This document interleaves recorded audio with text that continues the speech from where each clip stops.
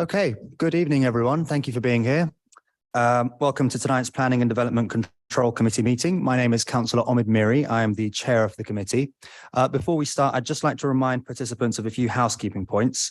So the fire exit is towards the back in the lift lobby and down the stairs, and there are no fire alarm tests scheduled for tonight. Toilets are also at the back in the lift lobby, and of course, this meeting is being live streamed to many millions of people, I'm sure.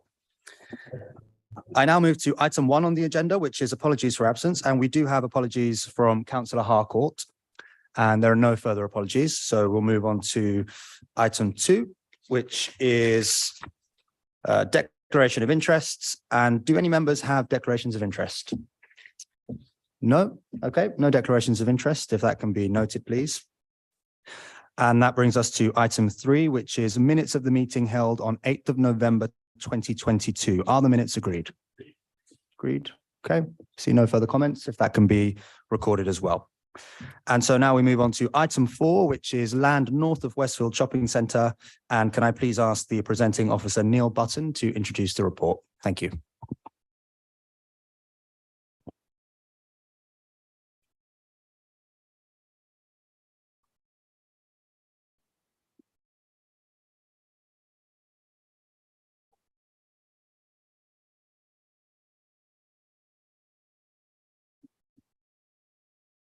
Can everybody see that?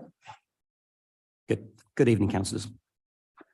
This is an outline planning application with all matters reserved for a mixed-use redevelopment comprising the erection of new buildings ranging from 30 metres to 122 metres AOD above podium plus basement level, providing up to 1,700 residential units, Class C3, with associated private and communal garden areas and amenity spaces. Up to 2,510 square metres of Class E and F2 floor space, provision of basement level car park and associated development. It also includes new and enhanced public realm across the site with new open spaces, vehicular access and servicing facilities.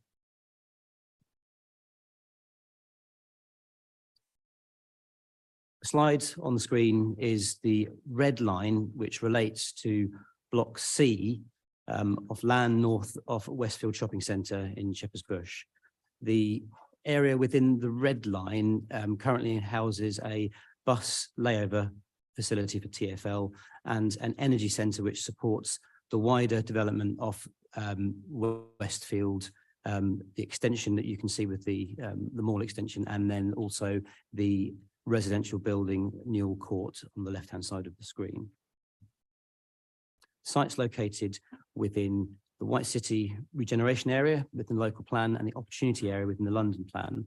The site lies to the north of Westfield London, south of the White City Living Development, also south of the Hammersmith City Line arches. The site is located within the Shepherd's Bush Town Centre. Another site plan which shows the red line of the application site. The land which is highlighted in blue relates to the phase 2 extension of the Westfield Shopping Centre, which is subject to various planning approvers, which I'll go into a bit more detail later on. The land is within the same ownership of the applicant, with the red line also being in the same ownership.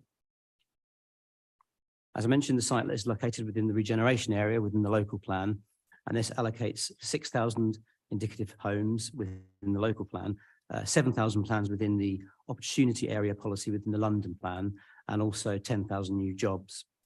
The regeneration area policy set out in the local plan states that the council will work with for the comprehensive regeneration of the regeneration area through the creation of a new high quality mixed use development.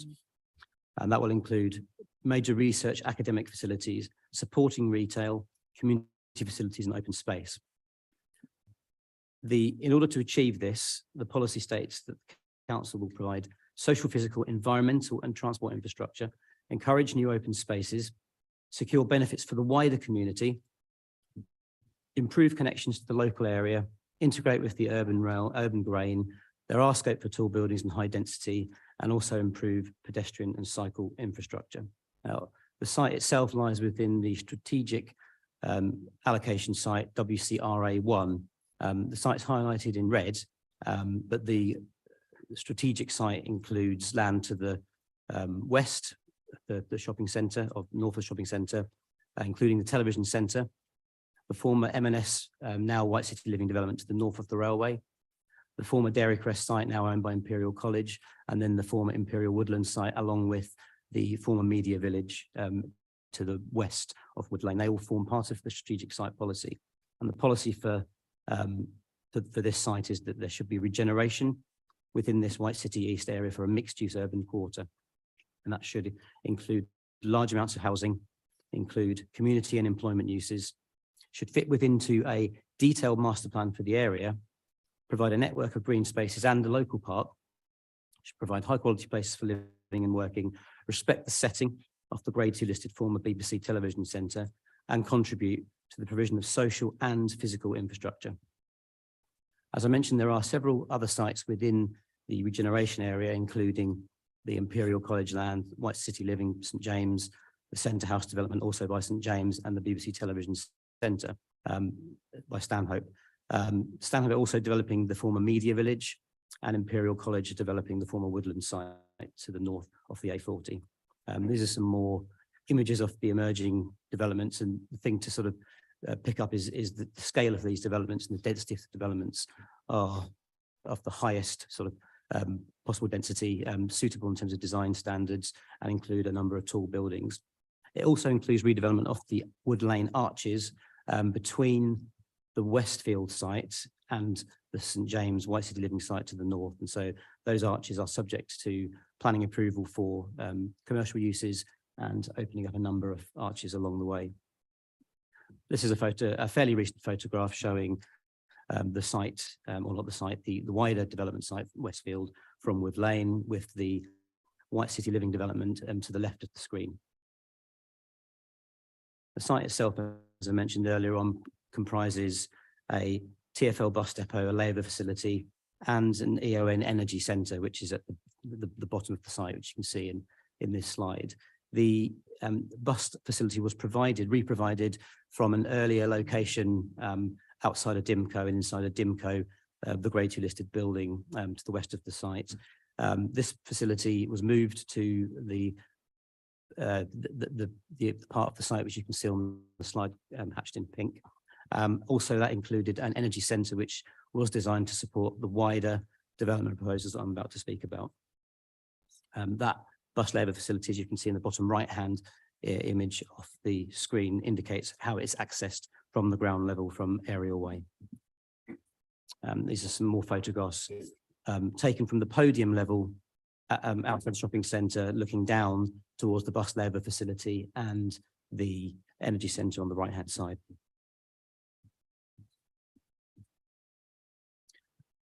Outline permission was granted in 2012 for up to 1,522 homes, which included retail, office, community and leisure uses. In 2014, a slightly revised site benefited from planning permission for 1,347 homes with an increased level of retail, office, community and leisure uses. The 2014 scheme represents the sort of grandmother scheme, which has been subsequently revised in 2016 by way of a Section 73 application, and again in 2017 by way of a second Section 73 application. And those changes allowed for Block K to come forward, and also the development of a standalone development block known as the restaurant block. The image to the right-hand side is the approved block plan of the outline approval from 2014, and that splits the site into 5 distinct development plots surrounded by public realm. I'll just run through those development blocks very quickly so that members are able to familiarise themselves with the language. The large block which extends north of the shopping centre in the middle of the slide, that is Block A, with Block B, which is now being consumed as part of Block A. That comprises the mall development and John Lewis, with the extensions from north of the shopping centre. To the east of Block A lies the L-shaped Block K. Now, Block K has been implemented on site subject to reserve matters. That is to the south of Bronze Walk, which is the podium level space. And then to the north of Block K is Block C, which is the site which this outline application, which members are going to be considering and discussing later today, is cited. The outline scheme also included provision for a further development plot known as Block D and a variety of amenity spaces surrounding that around Area Way, Relay Square, White City Green, which runs alongside the railway arches, and then the podium level spaces at Silver Street, Bronze Walk and Ariel Square, which are all above podium level. I've touched on the 2014 permission briefly, but essentially it sought permission for 1,347 residential units, up to 127,000 of square meters of floor space. And that included provision of 162 affordable homes, which comprised 12% of the total across the whole site. Block C in particular included provision for up to 1,093 residential units in the indicative scheme. And again, with the indicative scheme, approximately 55 of those would come forward as affordable homes, acknowledging that 89 affordable homes have already been built at Block K. The building heights for the 2014 scheme ranged from 8 stories above podium to 23 stories above podium level. There was also a 20-story tower as well above podium level. Again, just touching very briefly on the applications that have been implemented. The reserve matters for the Block K I've already mentioned. The reserve matters approval for Block A, the retail and mall extension, leisure extensions, that's been carried out and implemented fully. There are also further planning approvals that are set out in the officer report, and these are for additional extensions to the shopping centre that fall outside of that 2014 permission, but they also create additional retail, leisure and office uses. There is a temporary public event space on Block D of the Phase 2 land, and that's been provided on land immediately west of John Lewis. And we've already touched on the bus labour facility for the buses, and that was subject to a separate application and a realignment with Area Way. Both of those sites adjoin Block C. And then there's an overhead aerial view of those various sites. So to the top of the site with hatched in yellow, that comprises the Block K land, Newell Court, that's what it's called. Block A in the middle in red, the retail extension on the Phase 2 land. And then to the south on the bottom of the picture, you see the Block D land, and that's currently the temporary open space. The application site that members are being asked to look at today is the Block C land to the top hand side of the site. And that, as I say, we've already sort of seen some images of that. The new standalone application is for 1,700 homes within the Block C land, and that's an additional 607 homes overall. 340 of those additional homes will be affordable homes, and that comprises 84 affordable rented, 256 discount market rent intermediate homes. That comprises quite a significant uplift in the number of affordable homes and private homes compared to the consented development. Block C and K affordable housing has increased from 12% to 25% under the consented under the current scheme, and that is inclusive of Block C and K, along with a 2.25 million payment in lieu, which was secured, subject to the reserve matters for Block K coming forward. Overall, these represents an improvement in the number of affordable homes, but also in the affordability of the affordable housing. And the details of the affordability of the housing is set out in detail within the officer report. There are a number of improvements and refinements to the design and the design code in particular for development. And so the current outline application proposes a much higher standard of architecture and further design coding and guidelines that would assist in bringing forward building typologies that would sit neatly on the site. It also includes a new public space known as the Makery, and that's within land between the arches and the podium off Block C. The scheme also provides additional commercial floor space. 20% of that will be affordable workspace in accordance with the SPG. The park level unit within Block 7 will comprise 193 square metres of community floor space if it is required, and that will be secured in the legal agreement. There will be the creation of a new publicly accessible link from the Makery leading up to the park through a grand gesture through the creation of stairs. There will be an increase in the size of the central park within Block C by 20% compared to the approved outline scheme. There will also be improvement to the residential accommodation by way of reducing the number of single aspect units that were permitted under the indicative scheme that was previously approved. The current scheme has been designed to increase and maximise opportunity for dual aspect units, and that is considered to be a further benefit to the scheme. There is also an increase in the level of mayoral SIL, and Section 106 financial contributions, which will benefit local infrastructure and services. In terms of the format for this application, as I mentioned already, it's an outline application with all matters reserved. However, the applicant has submitted parameter plans report and a design code for approval as part of this application. Building heights range from around 3 stories to 32 stories plus podium level. They fall around a central courtyard. There are 4 different typology buildings within the master plan. There are the tallest buildings, 4 and 6, that relate to the tower form. Building 5, which relates to a feature building at the end of the courtyard. And there are park buildings, which is another typology. And in between the park buildings, there are link buildings that sit adjacent to Marathon Way. As a comparison against the consented scheme, this consented 11-story plus podium buildings, 8-story plus podium buildings, and then other 10, 11, 13 stories, and 2 taller buildings at 22 plus podium and 23 plus podium. Apologies that the image is shown in a slightly different orientation with the north angle. So I would ask that you look at the north. The north angle points to the White City Living development, and then the earlier scheme, the north angle is pointing in a slightly different direction. Essentially, that's the northern end of the site. In terms of the parameter plans that have been submitted for approval under this application, this slide indicates the horizontal parameter plan, which sets the levels of deviation of the various buildings that sit on top of the podium level and that reach the ground level. The parameter plan allows for some private amenity zones that are coloured in green. You see those in the various buildings. It also includes minimum dimensions of the central square to ensure that does not get reduced through subsequent reserve matters. So the 2 lines that you see in the middle of the site, that identifies that the distance is over 200 metres in north to south and around 45 metres in east to west. Another parameter plan, or 2 parameter plans, relates to the land uses. On the left-hand side is the ground level parameter plan, which indicates the dark green colour as the commercial floor space, which includes 20% affordable workspace.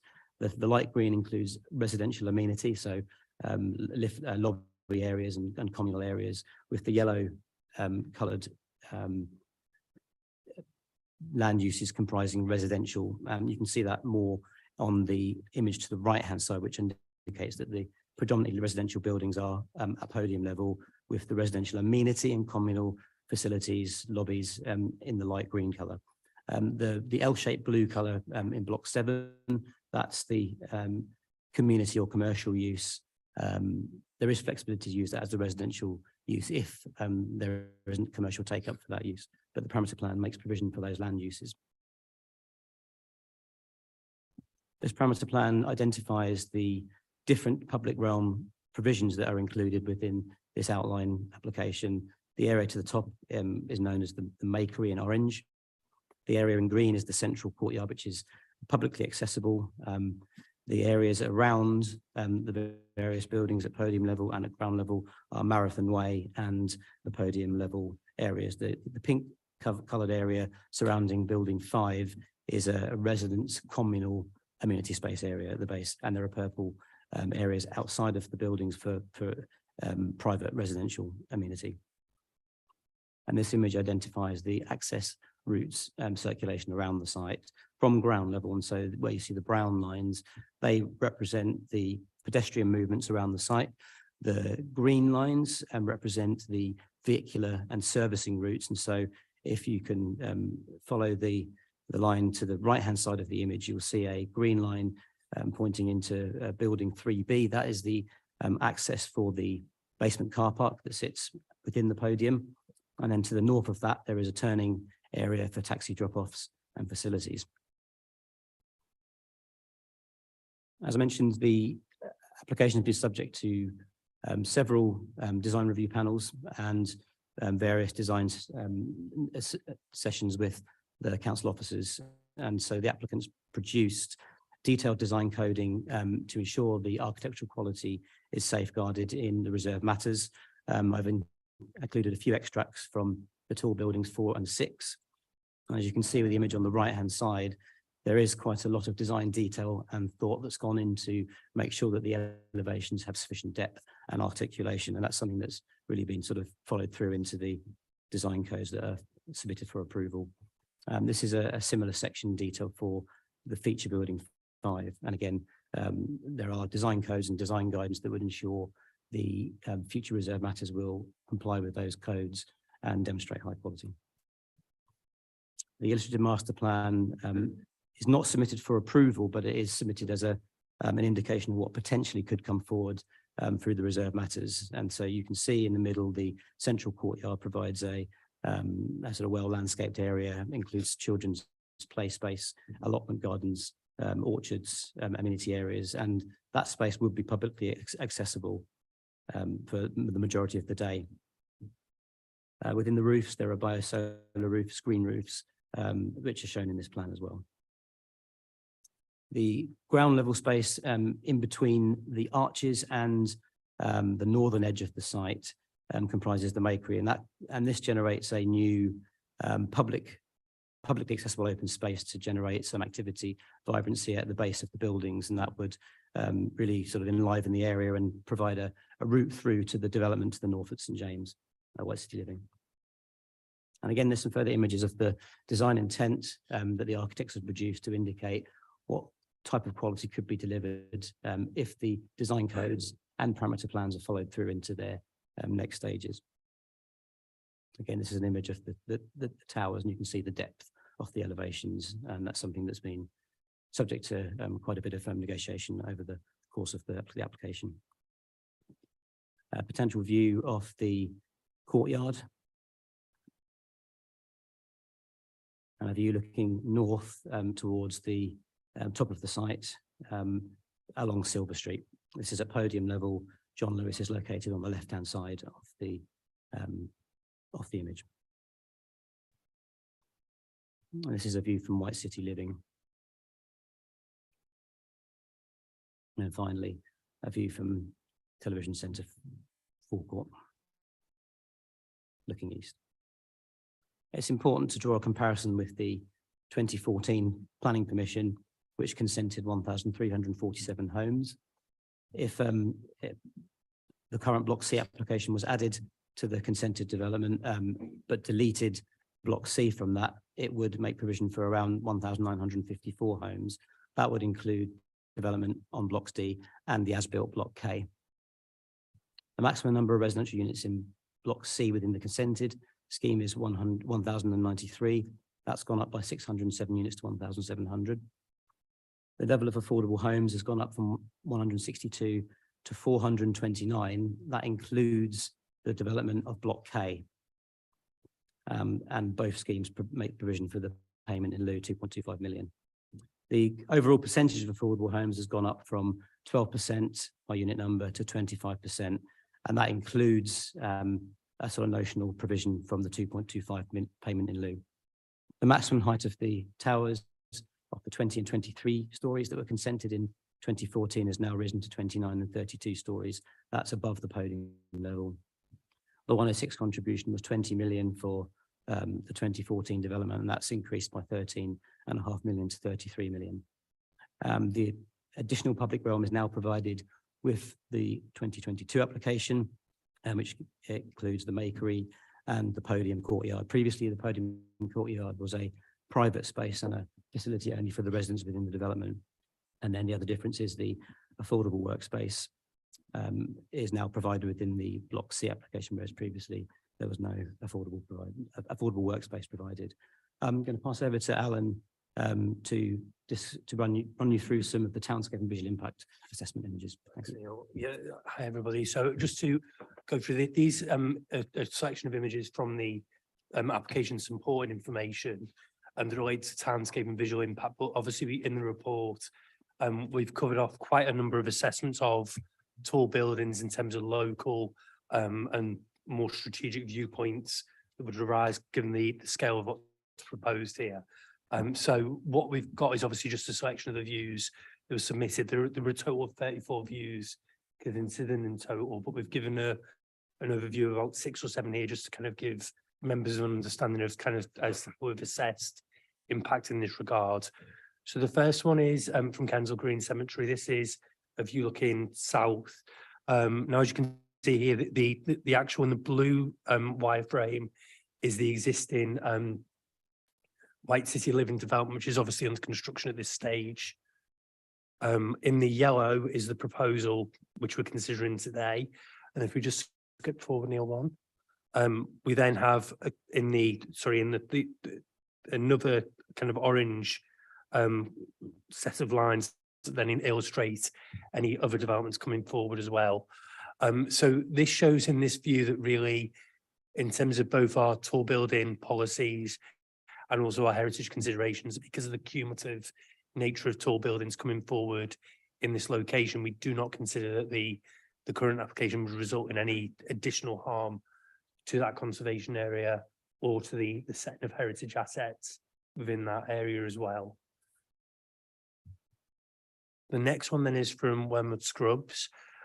So this one, this covers a slightly earlier step. So as you can see in the blue line here, this is the White City Living development that you can see in the immediate foreground, that view, and then obviously the Imperial North Campus as well. Forward, sorry. Okay, and then again, just flipping that forward, that then shows the current proposal that we've got before us, and then the cumulative impact, again, with other consented schemes in that pipeline. Okay, this one is from Shepherd's Bush Green. So I'm just going to look some off screen because I'm looking at 2 different things. So on Shepherd's Bush Green, you may be able to visibly see slightly behind the tree cover, behind the existing buildings within the green, the wireframe of the blue White City Living development. The current proposal would obviously sit slightly in front of that building. But again, as you go forward, the tree cover and the current buildings would preserve the views and largely mean that the buildings are in the background of those views.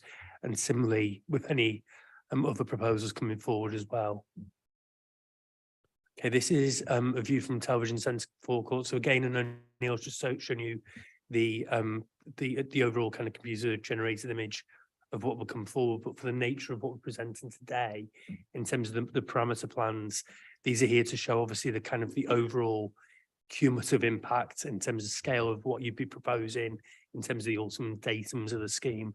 So again, as you can see on the left-hand side of the image, again, the blue line, it's a bit easier here because obviously you've got the consented schemes of White City Living that are obviously starting to come out of the ground. So you can see where those blue lines infill themselves.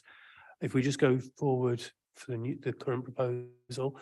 So again, the current proposal, the 2 tallest buildings, as you can see, will sit in the foreground of this view, complementing the character and creating a cluster with the Cassini Tower, which sits on the immediate left of the view. And if we just go forward. Now, again, as we mentioned within previous sessions, there are other consented schemes that will come forward that would, again, change that viewpoint.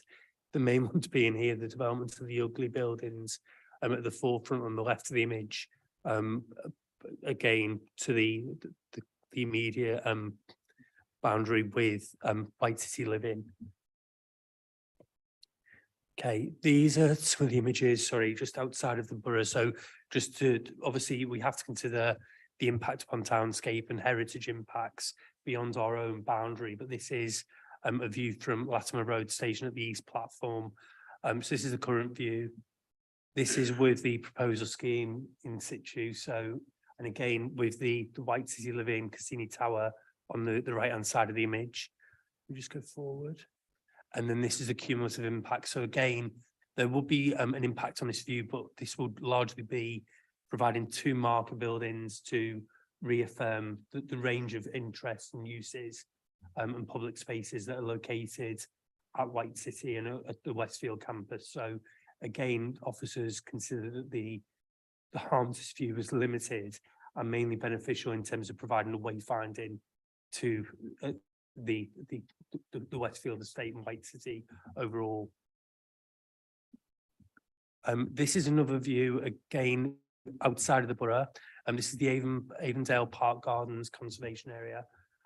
This is quite a compact conservation area, but I think it's quite important that we consider this. This is one where, as officers, we consider that there is less substantial harm to the setting of the conservation area overall.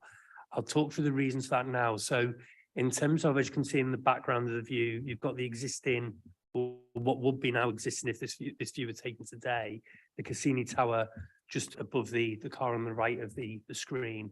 If we go forward, with the current proposals, obviously we would have some additional tall buildings sitting within the background of those views.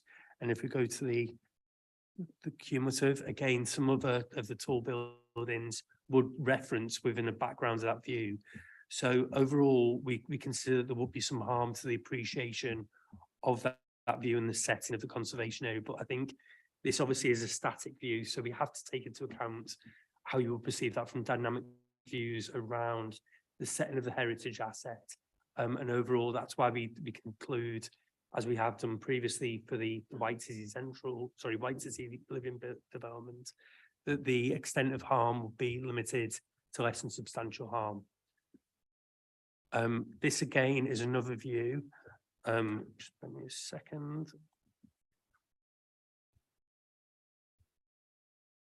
And this is from Arundel Gardens, Kensington Park Road juncture in RBKC again. So in RBKC, particularly within the conservation area here, there is quite a number of vistas where you would potentially see the cumulative mass of the proposal scheme terminating vistas in a way that hasn't been seen before within the conservation areas. So if we just go forward one, Neil. So as you can see here, in terms of the vista here down the street, at the end of the vista now, you will see the cumulative scale of the taller elements of the scheme coming into view.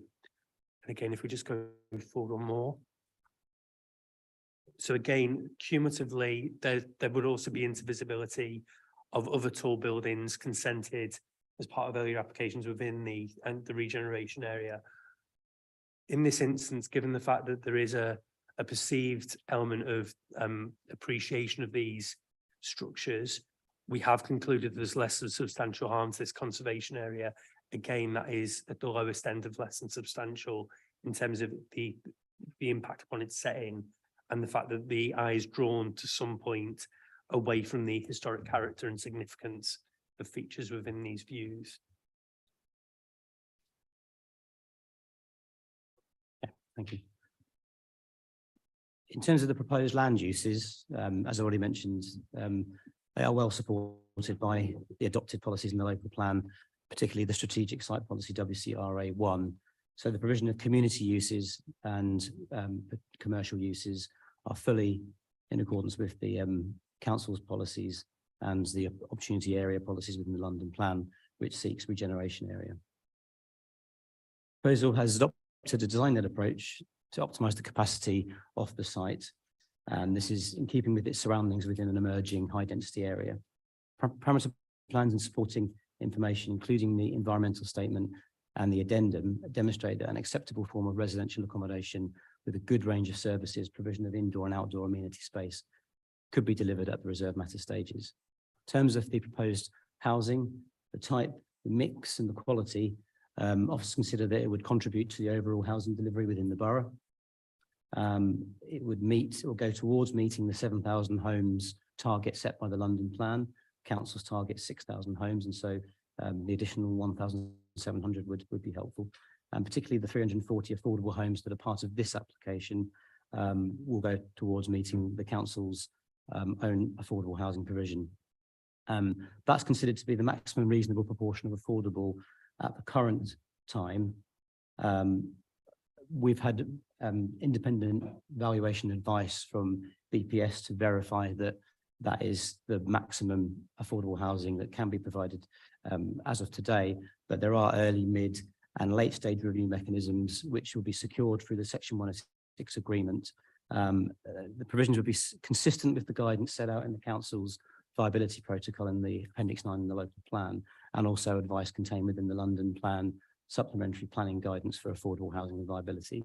In terms of the type of the affordable housing, the tenure does deviate from the preferred local plan split in favour of affordable rent, but when considered against the consented development in terms of what's proposed to come forward of largely DMS, discount market sale properties, officers consider that the additional 84 affordable rented units and 256 intermediate discount market rent units that are secured at affordability levels that are better than the previous scheme. We think that the overall affordable housing provisions are good, and the application can be supported in terms of the affordability and the dwelling mix. Alan's already outlined some of the design considerations in terms of the impacts of the taller buildings. In terms of the design controls in the outline permission, they've been through a comprehensive process of refinement with the architects and the officers, and we consider that there are appropriate design controls within the parameter plans and the design codes, and that combines to provide an acceptable design framework for future reserve matters to deliver good quality architecture in a high quality public realm.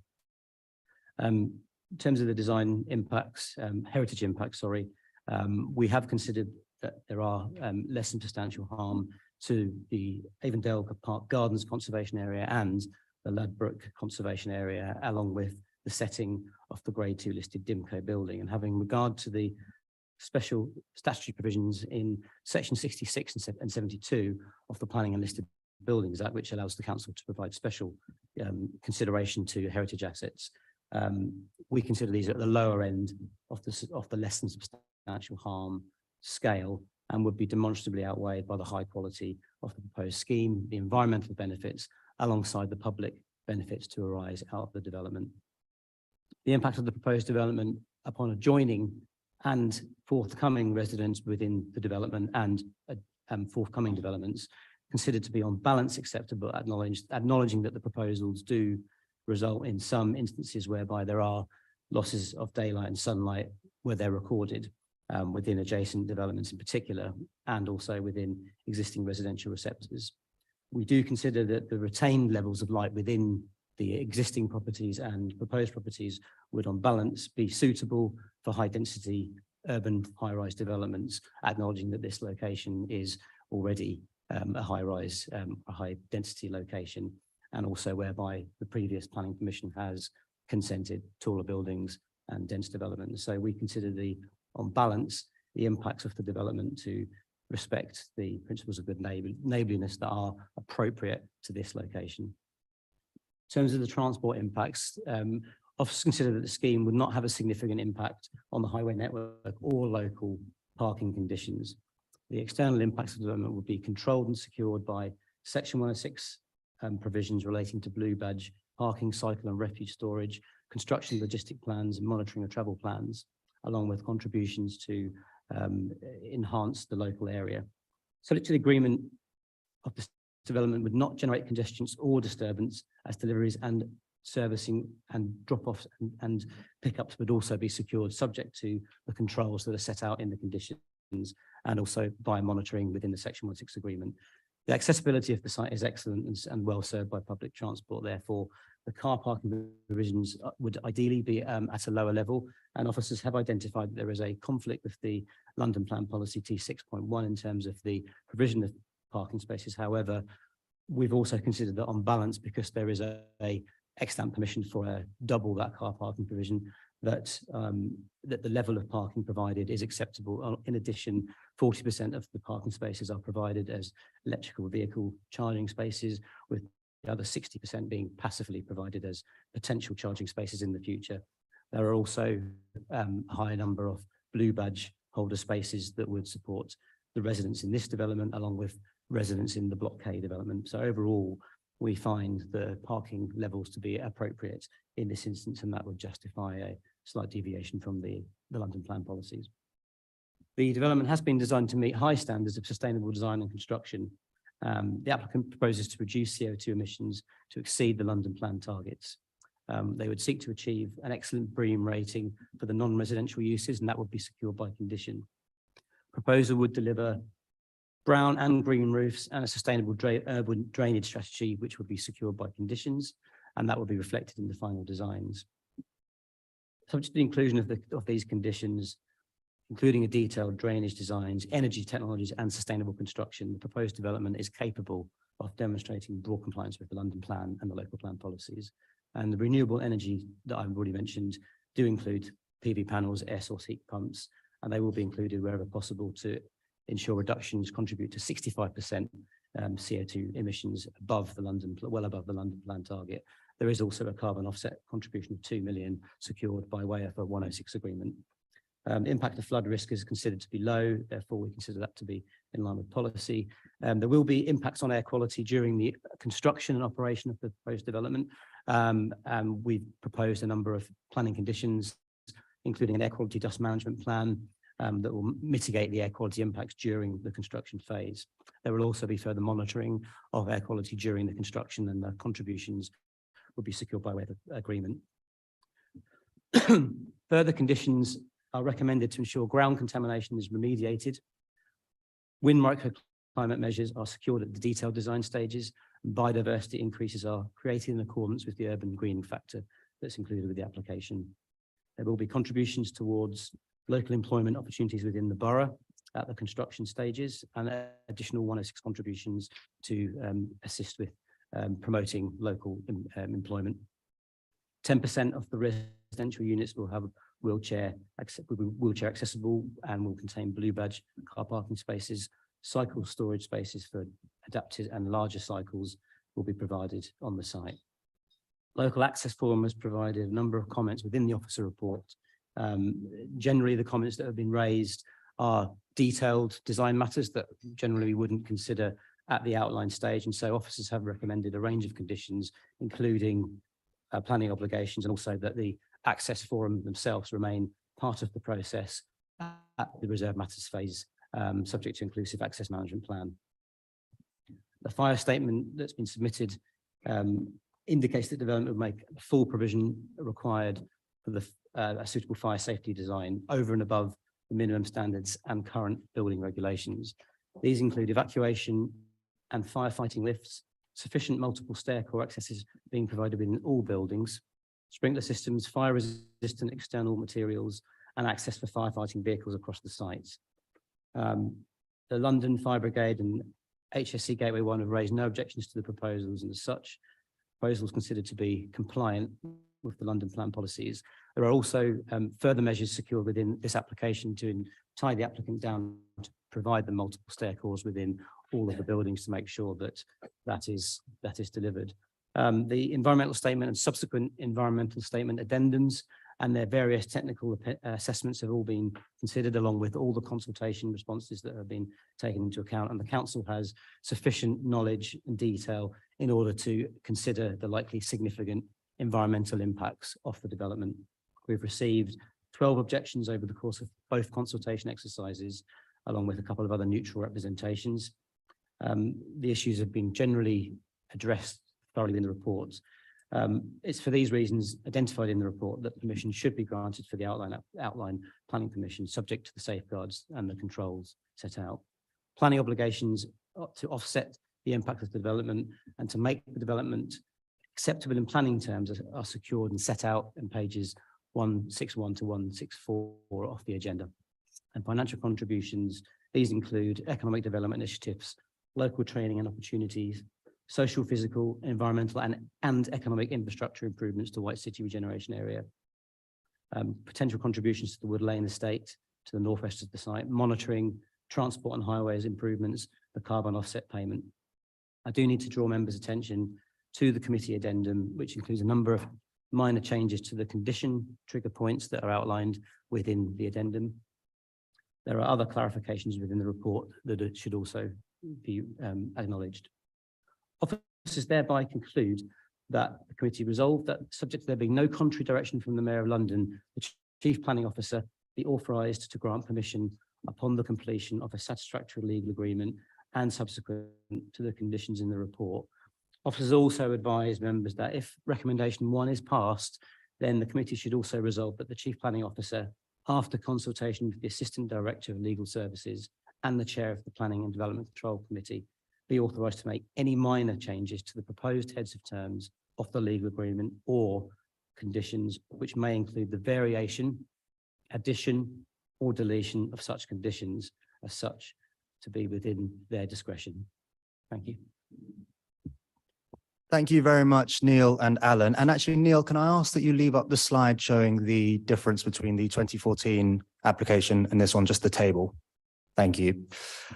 Okay, and now I will call on Cian Hobbs, who is speaking in support of the application on behalf of the applicant.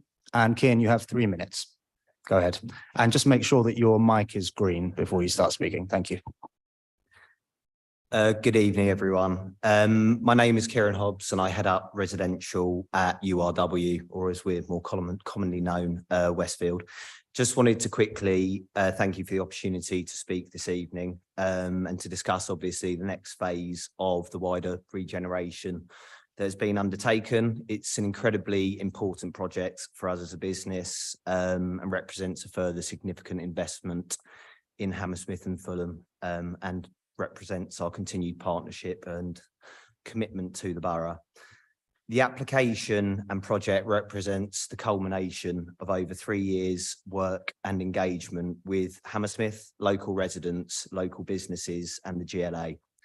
We've sought to positively address feedback received, which has included amendments to the application, such as a substantial reduction to building heights, the provision of dedicated community space, high-quality public realm, and discounted workspace targeted at local small to medium enterprises. We've made a significant number of enhancements to the proposals versus the existing permission, which include the delivery of 1,700 new homes, which is key to delivery of housing targets in the borough and London generally. We've delivered and are proposing to deliver new publicly accessible space, which is 20% larger than the space previously provided in the extant consent, which was for residents only. We've made substantial public realm enhancements and, as mentioned, provided new community space. We've sought to significantly enhance the design proposals versus the existing consent, and also sought to provide a substantial uplift in the number of affordable homes, as well as significant enhancements in affordability of those homes. We've also sought to make significant Section 106 and seal contributions to mitigate the potential impacts of the development and enhance local infrastructure. In summary, I think from our perspective, we hope and believe that the project will bring about a number of positive benefits for both the local community, as well as Hammersmith and Fulham as a whole. And we hope that you'll be able to support the officer recommendation this evening so we can move forward and hopefully deliver this scheme in the next few years. That's it. Thank you. Cian, thank you very much. Thanks for your time. Thank you. So that brings us to questioning. So we move to committee members' questions to officers for clarification. And who would like to start the questioning? Councillor Carmel, go ahead. Thank you, Chair. As with Councillor Harcourt's absence today, I am the only member of the committee who has been on every planning committee where this scheme has evolved. So I might have 1 or 2 extra questions, but I'll break them up into batches with your permission. If memory serves me right, this is a straightforward yes or no answer. The original application was for under 1,100 homes. Is that correct? It's for 1,522 homes originally. I thought you said it was an increase of 607. So the original scheme for the whole site was for 1,522 homes, and the second scheme was for 1,347 homes.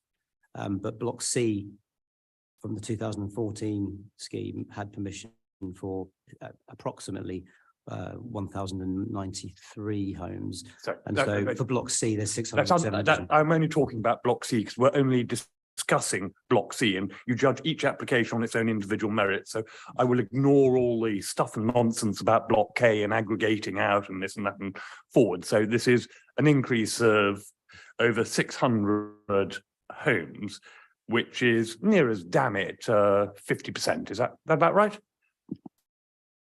Yeah.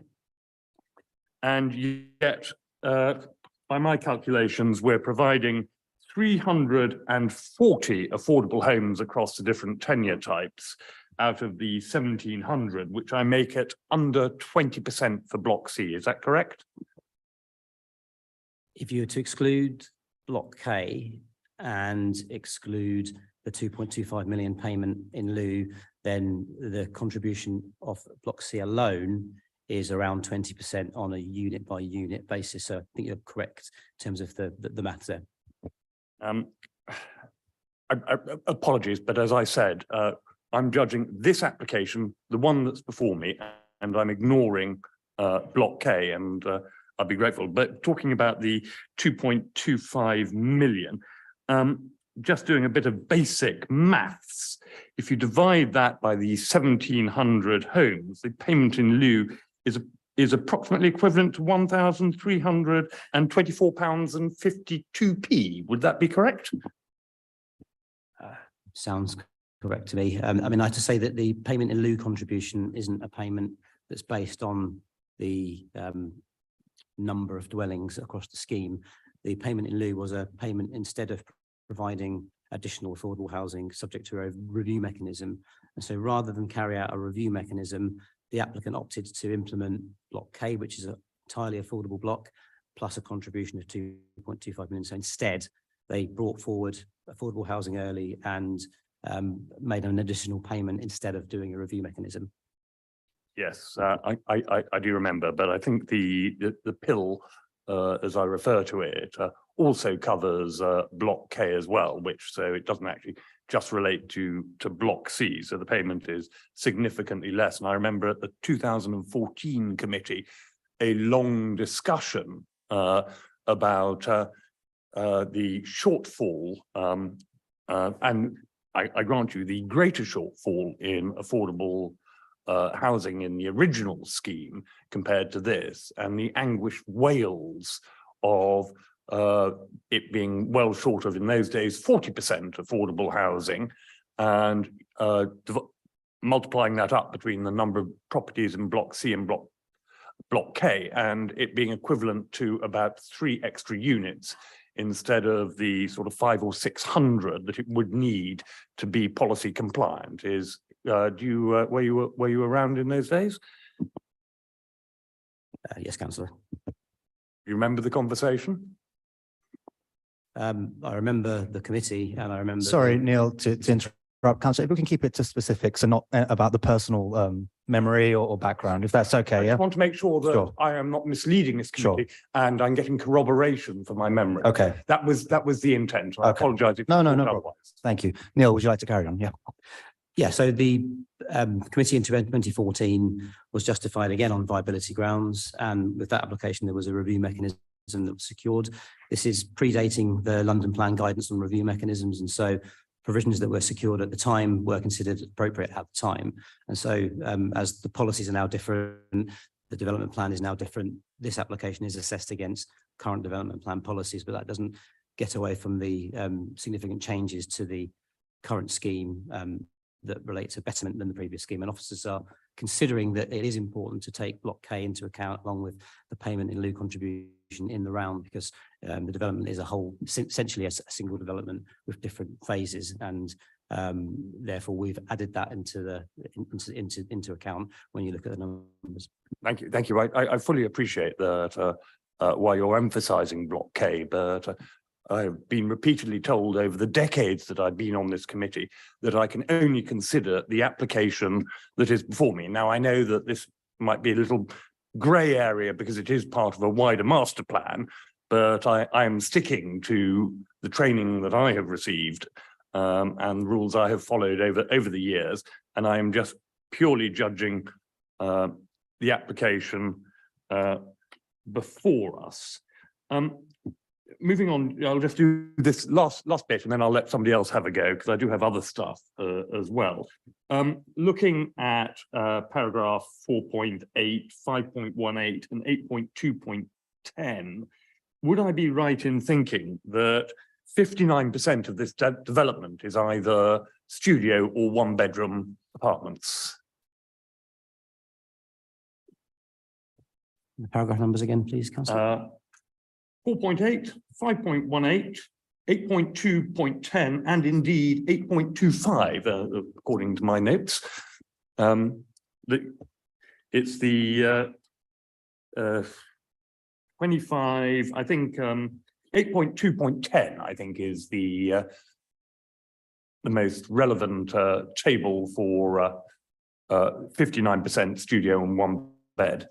Yeah, I mean, this is, as it's mentioned in the report itself, this is an indicative mix. And so the initial paragraph 4.8, was it, that sets the range of dwelling sizes within the development, that indicates that there would have to be a range within each site. So we don't know what that is at the moment, but in terms of the private accommodation, it isn't known at this stage, but as long as the dwelling mix complies with that as a range across the site, then we've considered that as being suitable for this location.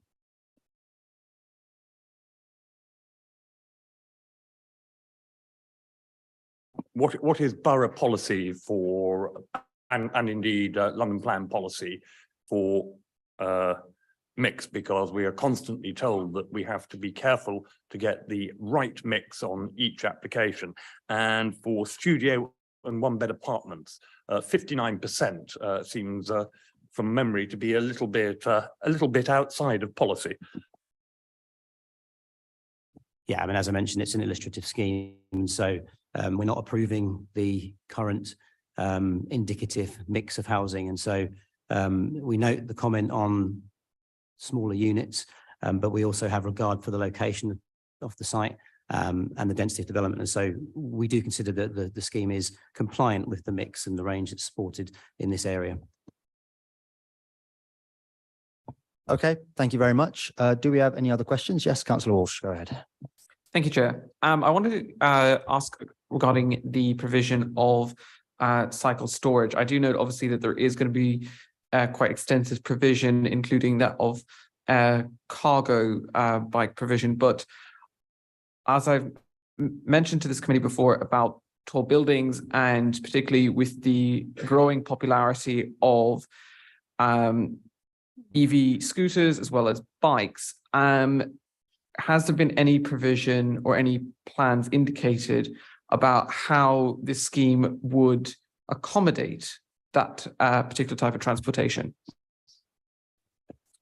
As part of the illustrative master plan for the application, in order to test whether the potential for accommodating the level of development, the applicant has, as I say, carried out this indicative illustrative scheme to test whether parking could be provided within the right locations. Apologies, Councillor, it is a bit of a grainy image on the left-hand side, but there are cycle spaces that are within the basement levels of the development, and the cycle spaces that are proposed in line with the London Plan, the current London Plan, and the location for those spaces are not yet fixed.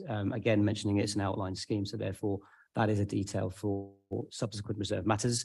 In terms of the specifics of the cycle stores themselves, that is something that could be conditioned were members minded to propose specific changes to the requirements that they wanted within the reserve matters, provided that that was compliant with what the policy requires. Certainly, I say my concern being that obviously charging of said vehicles should ideally be provided at basement level to ensure safety, particularly given this is going to be such a tall building, and the security of that location as well, so as that in the event of, which is unfortunately that lithium ion batteries have a tendency to overheat and have led to, unfortunately, fires in the borough before, that they would be protected and protect the rest of the structure. So if I can ask, would it be necessary to make an extra condition, or can this be taken forward for further plans? There is potential to look at the wording of the fire safety condition. The drafting of the current condition has been set out in order to require certain pieces of design to be implemented as part of the fire strategy, and therefore, if members consider that sort of provision for future-proofing cycle stores that are internal, we can require that information to be included with the fire strategy so that we can consider it at reserve matter stages. And obviously members get a chance to review the reserve matters applications when they're in as well. Thank you. Thank you. So Councillor Walsh, would you like to propose an amendment, or are you happy with the for it to be dealt with at reserve matters? At this stage, I'd be happy for it to be left to reserve matters. Okay, thank you. Councillor Chabot-Verdier, go ahead. Thank you, Chair. In the report, you talked to us about biodiversity roofs for blocks such as 4, 5, 6, and biodiverse roofs for blocks such as 1B and 3B. So I was wondering if you could tell us more about this and what the difference between them will do and how they will contribute to the blocks' green credentials. Thank you, Councillor. Probably the best image I can find is the landscape master plan. And you might be able to tell, but number 17 identifies the roofs as bio-solar roofs. So that would include the solar panels that within green roof context. And so the details of the green roofs themselves would come forward as a requirement of the condition.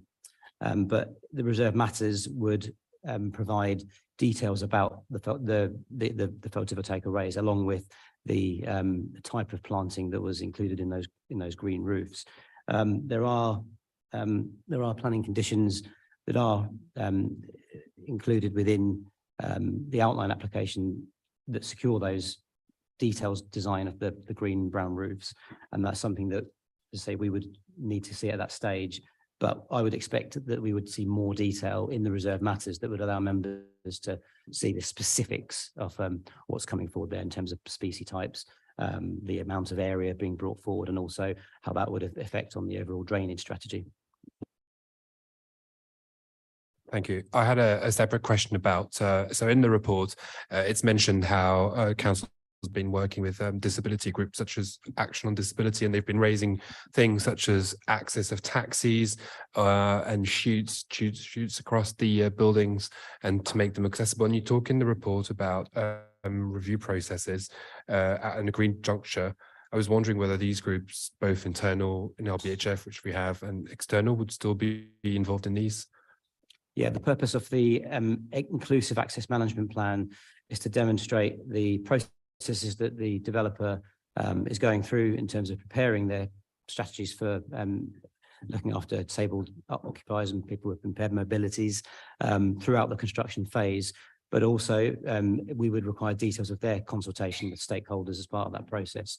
That is also a requirement as a Section 106 obligation as well. So it's something that we have secured as part of the previous extant planning permission. So, and it will be the same case for this application. So we would insist that control come forward. In terms of the Action Disability Group, they would be also consulted on the reserve matters phases. And so there would be another round of consultation with Action on Disability before we got to that sort of inclusive access management phase again. So the access management plan is the ongoing control, but the next stage is the detailed design of layouts within the reserve matters. The design access statement, just whilst we're speaking about it, the applicant has also looked at potential floor plans for accessible units within the design access statement that indicate that they could be delivered as part of the scheme.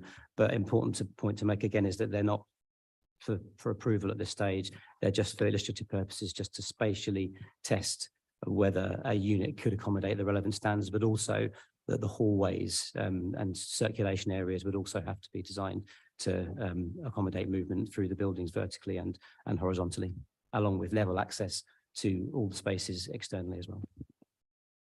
And in terms of the engagement, the applicant has said in the report that most of it in the first place took place digitally because of national lockdowns, which is understandable. Do you also have, as part of your engagement strategy and requirements, a sort of, for these groups to be included digital is a challenge for many people, to have in-person routes, perhaps of in-person meetings, etc. Is that covered? Under the previous scheme, a number of meetings were set up with Action on Disability and including with members with particular needs. And so that was accommodated through the various liaisons that occurred.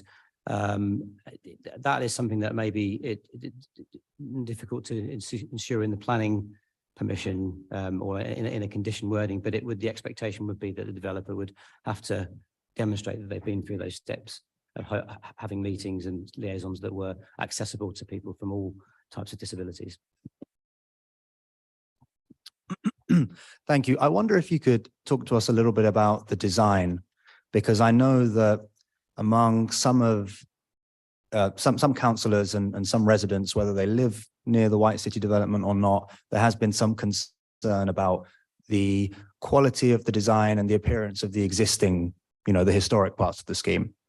So I'd be interested to know if you're aware of that and if that's been taken into account with this scheme, and if so, how?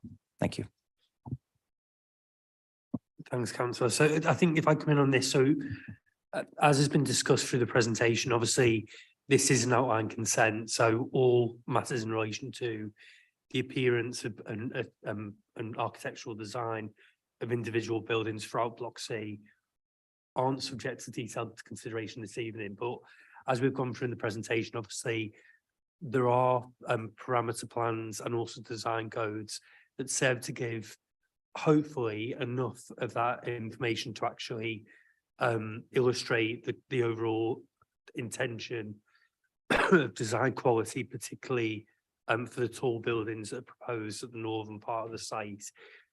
We've gone through, as Neil had said in the presentation, quite a long journey on this with the developer team, recognising some of the concerns that have been raised throughout other schemes that are coming forward, but also trying to make sure that the development that's coming forward on this site really responds positively to those positive elements of development that's coming forward throughout White City. So we've tried to approach this from kind of both an evolution of the design intent within the area, but also trying to complement some of the buildings that are deemed to be of good quality.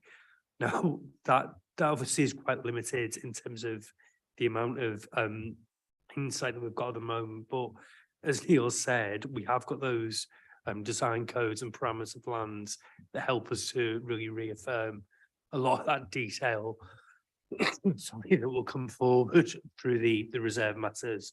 And there's some examples of this on site on the slides now. As officers, and again, this has been subject to design review on a number of occasions to try and understand how best we can kind of ensure that quality. The design review panel kind of share officers' views that particularly for the taller buildings, the approach that's being put forward is considered robust, is considered to illustrate, at least in this juncture, that what could come forward would represent a good quality of design. Again, that will be subject to future reserve matters applications. Now, again, we may need to take subsequent reserve matters back to another review or further discussion of that, obviously at committee as well, as and when reserve matters applications come forward through each individual block. But hopefully the parameter plans, design codes and corresponding design and access statement give enough of that flavour to illustrate the quality that will be achieved overall. We've also looked to secure that the architects of the outline scheme who've gone through a detailed process with officers, they in some capacity and to be defined would be part of the detailed design stages. So it meant that when they come to the build stage, they can't water down the design through employing other architects that maybe haven't got the same skill set as the outline architects. And so we've included as a planning obligation a requirement for the architects to be retained as in some capacity as a sort of design champion, design advisor in some way, to make sure that they are kind of kept in the process through the detailed stages. But as Alan's already said, there's a lot of extra design work that's been carried out as part of this application. It's very unusual to have an outline application with the level of detail that we're seeing here. And I think there's also the London Plan policy for tall buildings requires a more detailed and rigorous assessment of the design at this outline stage as well. Okay, thank you. I'm going to move to Councillor Souslis and then I'll come to Councillor Pascal Touberay. Hi, just back to the point on action on disability. I had a question. It's been very helpful to have the table with the comments they made and then the responses from officers. Have they come back to you in reply to the responses you provided in any way? We haven't had a response to the committee report, but we've had several conversations with the Disability Forum about the approach, and it's fair to say that the Access Forum, want a much greater degree of design to be factored in and tied down at the outline stage, but there isn't a requirement, a planning requirement that we can insist that, because the details of the layout, the scale, detailed design, appearance, access, they're all reserved, and so we can't require that as a matter for approval at this stage. So is there indication that they're content with the approach as proposed in the report? I wouldn't. I think it's an issue which is reoccurring with the Access Forum, and our efforts are to continue to work with the forum on applications that are in outline scheme as well as detailed applications. So we will always, continue to consult with the forum and listen to their views, but unfortunately we can't require the level of detail that they are demanding at this stage.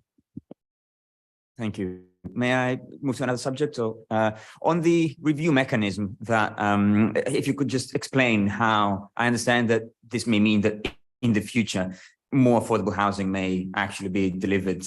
Is that the case? Can you expand a bit more? I'm also conscious, looking at the phasing of the development, that it may go all the way up to 2038 until some blocks are completed, and I guess with the mix of units in those, and which ones are affordable and which ones are not, how far this may get us, and if indeed we may have even more than we currently have in front of us. So in accordance with the Council's viability protocol and the GLA's supplementary planning guidance that recommends multiple reviews post commencement, in line with that advice, there are 3 reviews secured under this outline application. The first review is a review which would take place at a period around 2 years after they've started building, in order to test whether additional affordable housing could be provided on the site in that first phase of development. And so that's the first early review mechanism. And any additional surplus that's created at that stage goes entirely into the scheme itself to provide additional affordable housing. There is a mid-stage review mechanism that takes place on around 50% of occupation of the market homes, and so that would come somewhere around sort of 900, 1,000 units, something like that, and that would again look at what's coming forward in terms of additional affordable housing on the site.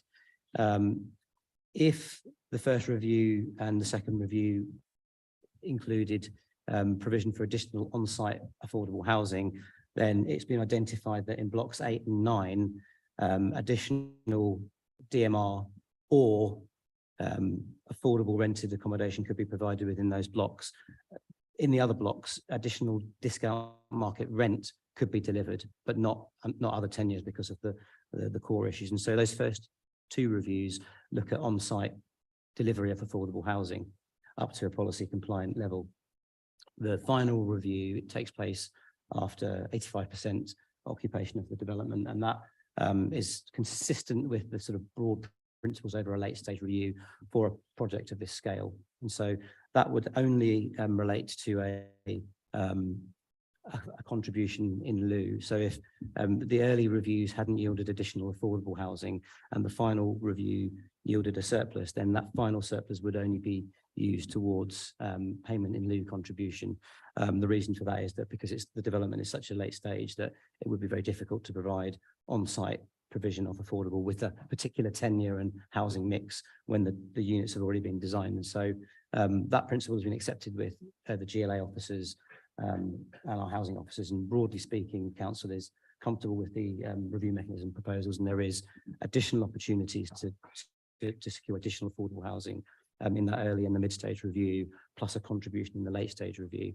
The only other things probably worth saying in the review mechanisms are that the GLA's approach normally is a formula-based one, and this application secures an open book approach, and so that's a much more rigorous way of ensuring that the viability of the development, that when it's implemented, that the council and its advisors have oversight on specifically what has been spent on the project today.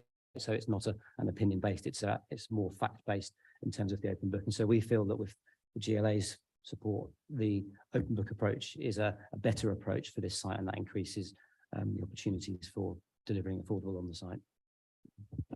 Thank you. Thank you, Councillor Pascal Toubaret. Thank you very much, Chair. I was worried that I'd be stereotyped by talking about money, so I'm very glad to see that this is something shared across sites. If I may, I'd like to ask a little bit about profitability, because in a way it's a matter of some concern that quite sort of dense development like this can only really represent a profit of an estimated 10.95%, and within that, obviously having to provide fewer than recommended affordable homes. So I was wondering why it is that this is potentially not as profitable as it could be, or why the finances and the sums associated with it are such that more affordable housing can't be provided. There's several ways to answer that question. I guess the main challenge for a scheme of this nature is that it has a high level of costs that are inherited, because the scheme has been implemented under the extant permission for the 2014 scheme. So there are a number of historic costs that are attributed to the scheme, and therefore they have to be factored in to the viability of Block C. And so that relates to things like the energy centre, the infrastructure around the site, and foundations and so on. So all of that is additional cost that has to be worn by this development. The other factor that weighs against providing more affordable housing and probably provides is in regard to the percentage of affordable that relates to the extant permission. In line with the protocol of viability appraisals, the applicant has used an alternative use value to justify the level of affordable housing on the site, and that is based on the extant planning permission. So that is based on a scheme for around 1,093 homes that are worth a certain amount to build, and so that also includes a lower level of affordable housing, and therefore in the alternative use scenario, having a low level of affordable housing works against providing more affordable housing in this development, because the development has a higher value, and therefore it's harder to square that in viability terms. It's also a factor of where we are, today. Build costs are different when they were in 2012, when the first scheme was consented, in 2014, when the extant scheme was initially consented. So we've had regard for all of those impacts.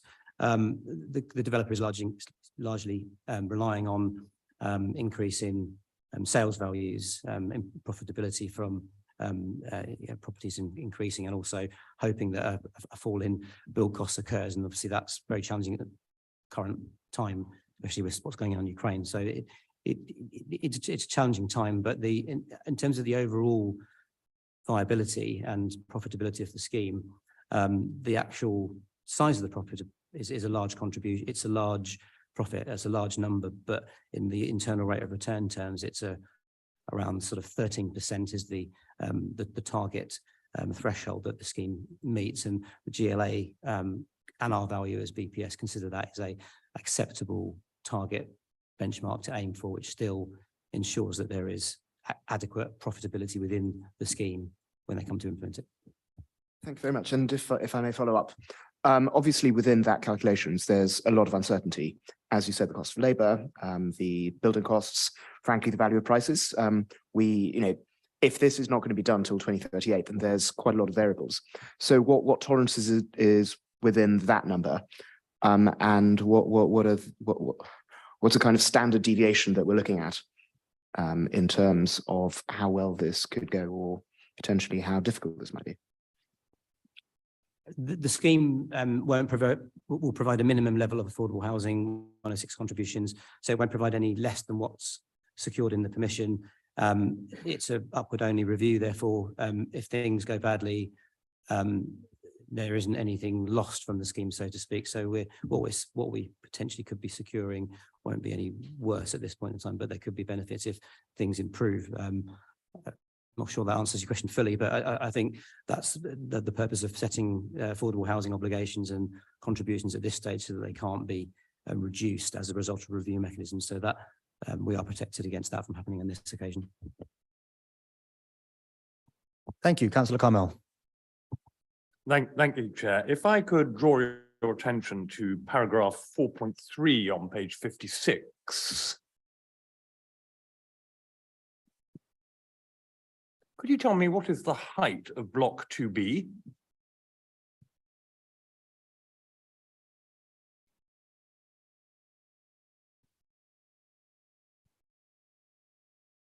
Block 2B is the link block, and they are all about 28 metres in height. It's not located in that plan, but if I can find the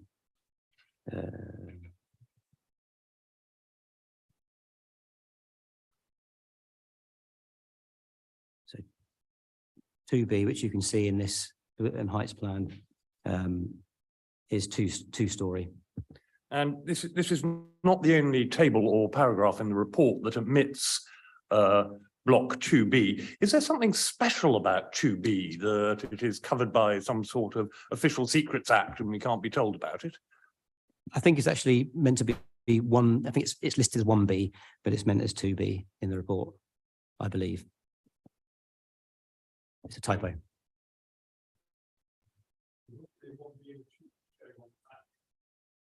I'm displaying, so that I believe they're 28 metres in height.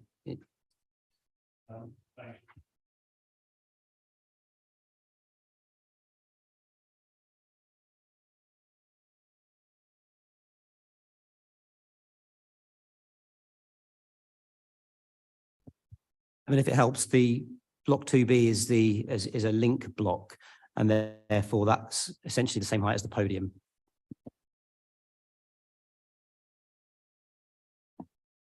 Yep. Wow, hadn't realised that. Yes, I noticed in the report and in the addendum there's some confusion about whether the AOD heights include overruns and other equipment. Can I just confirm, I think from the addendum, which I only saw briefly before I got up here, that lift overruns and other equipment are not included in the AOD height? And if that is the case, can you give me an estimate of what the actual literal AOD height will be? Can you give us a few minutes to get up the AOD plan, because I think we can verify that. If there are any questions, we'll get answers. Save time. The next one is paragraph 4.50.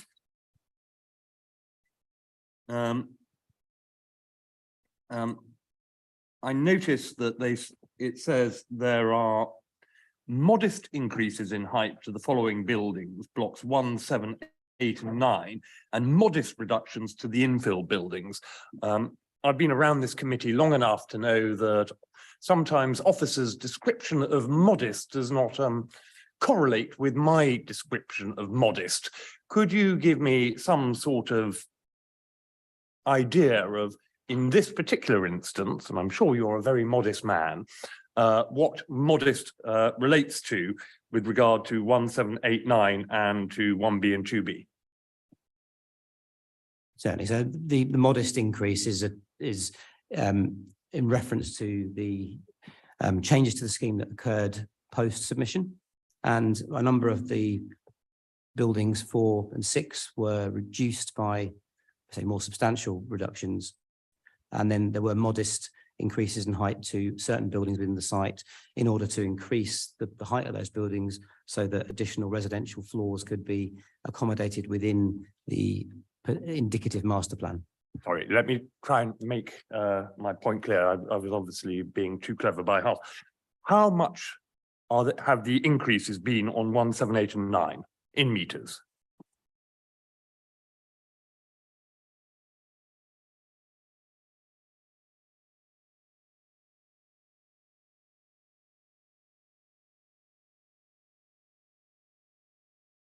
They're between 3 to 5 meters on those blocks. Wow, actually is modest, much to my surprise.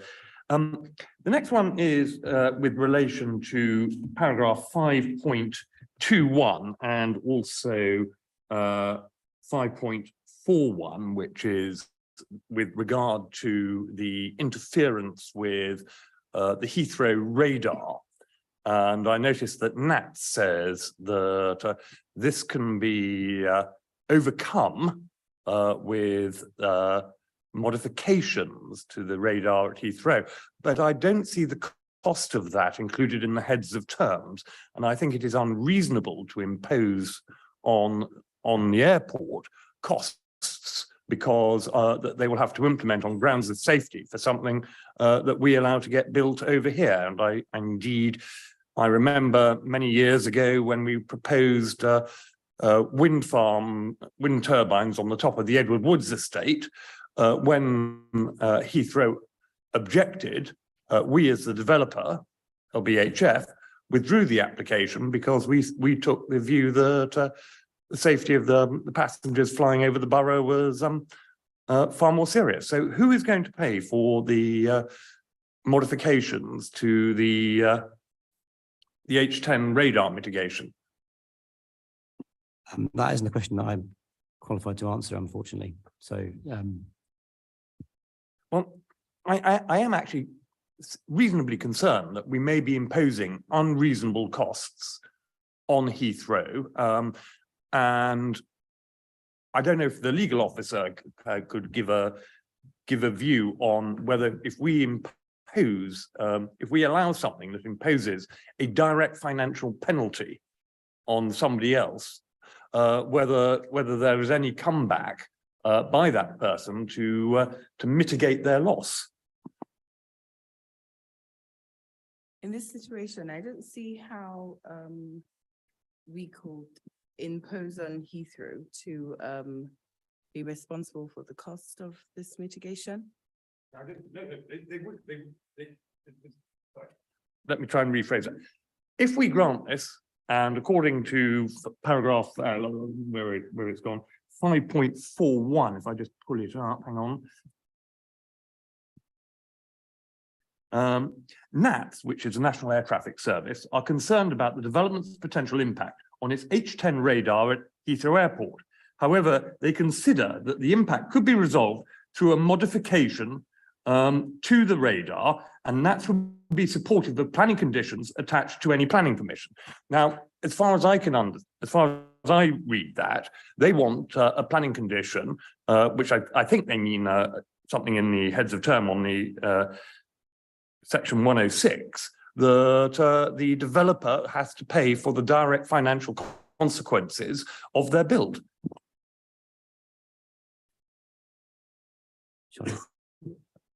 Yes, that's how, oh, sorry.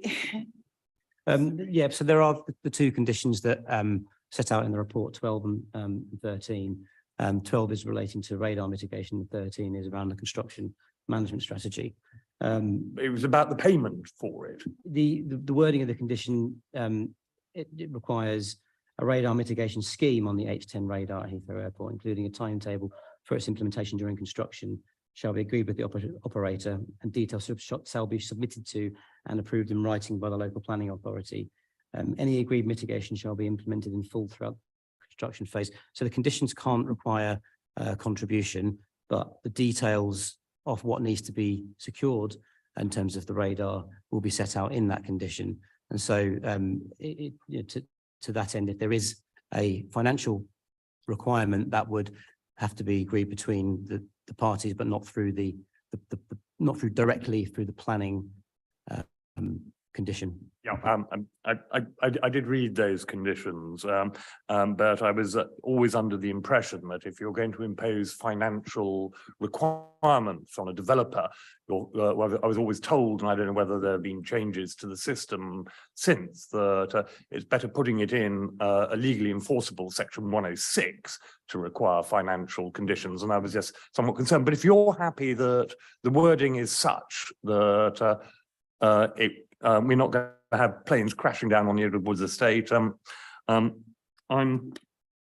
quite happy. Moving on to paragraph 6.23.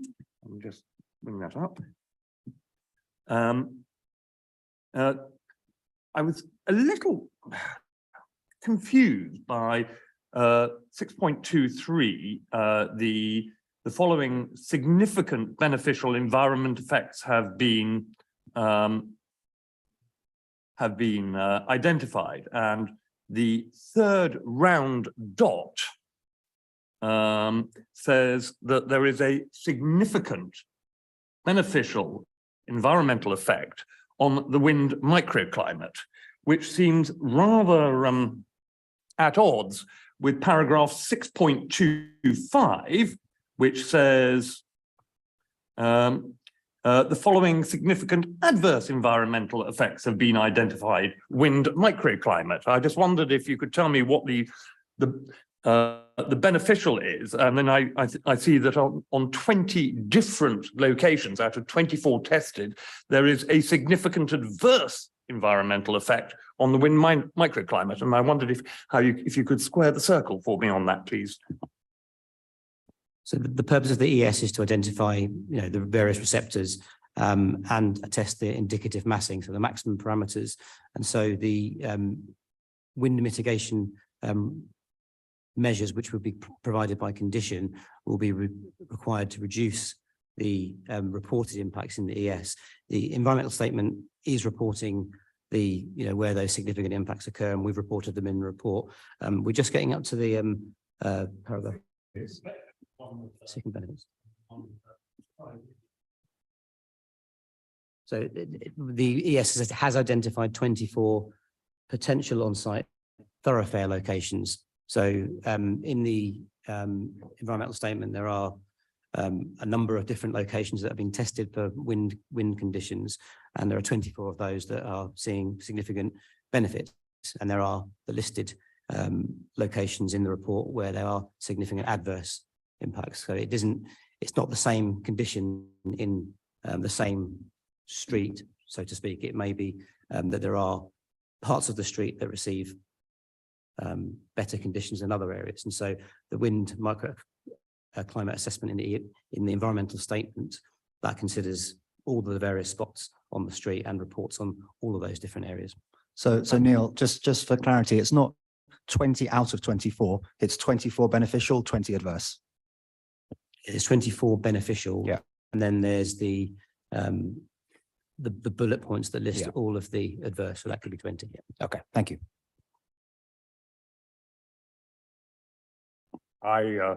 It is slightly confusing, I think you'll agree, but we've always come across that before. Now, moving on to paragraph 8.1.15, please.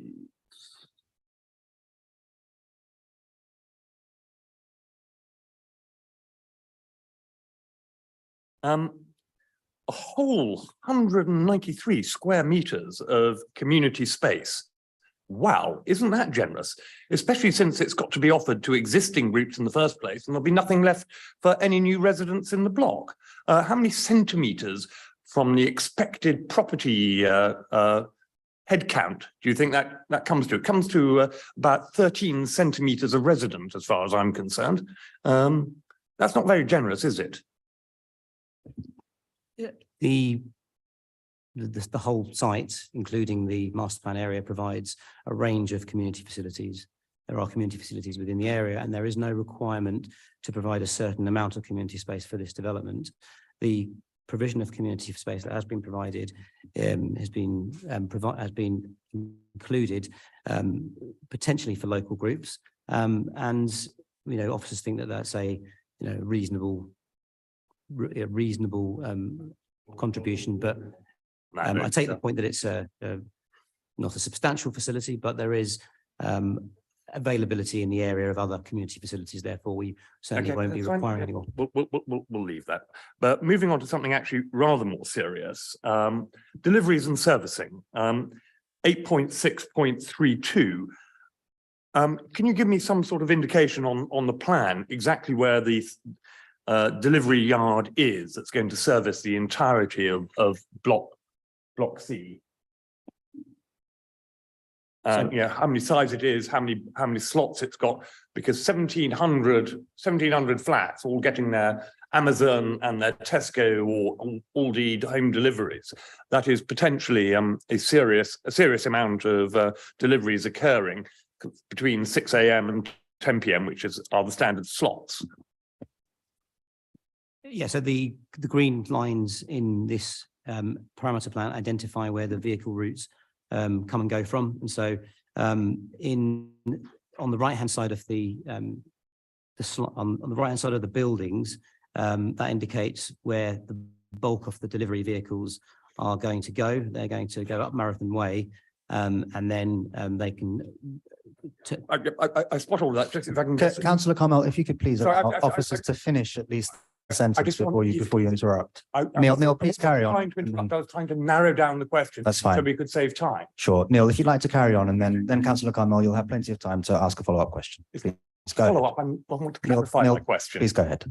Thank you. So the next to building 3B, that's the potential entrance into the podium for servicing and deliveries to be carried out. There is also at the top right-hand corner of the screen an area as a vehicle turning zone for vehicles to turn and run around. There is an illustrative scheme for further servicing within the podium, and you can see in this on the left-hand side the service yards as accessed underneath block 3B, and that previous parameter plan that shows you where the servicing is going to go.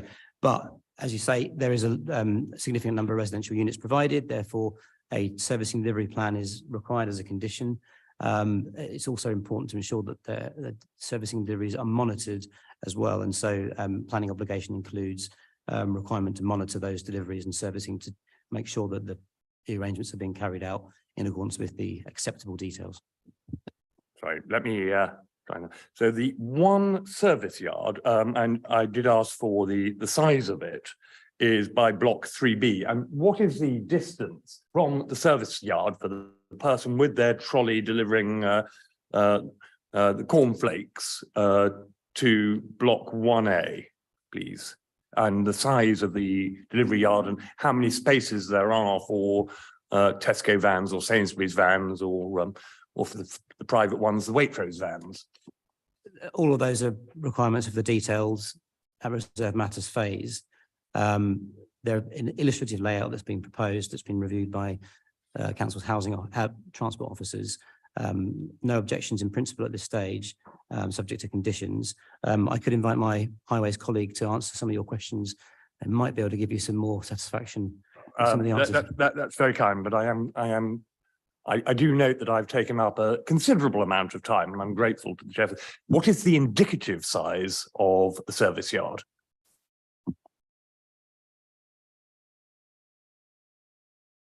It's just not fixed, Councillor Carmel, so we're not setting the minimum size. And just, I will end up with, I note in the heads of term of the 106 under paragraph K, that for 1,700 units, you're proposing an entire 2 car club places for all 1,700 flats. Don't you think that's being over generous? That's an acceptable amount that we've considered suitable for this scheme. So a virtually car-free development where you're only providing 2 car club places for 1,700 flats, and you consider that in officers' views that is considered an acceptable level. Is that what you're telling me? Yes, Okay, fine. it is, but there are improvements to walking, cycling as part of the scheme, and that's supposed to offset people getting into their cars. Okay, thank you. Councillor Chavot-Verdier. Thank you, Chair. I wanted to move us on to the topic of sunlight, and from page 135, you provide us a study of the impact. I wanted to clarify with you and give you a second to reach out to 8.9.33, and that's to look at the first sentence of it. So that's on page 138, and that's 8.9.33.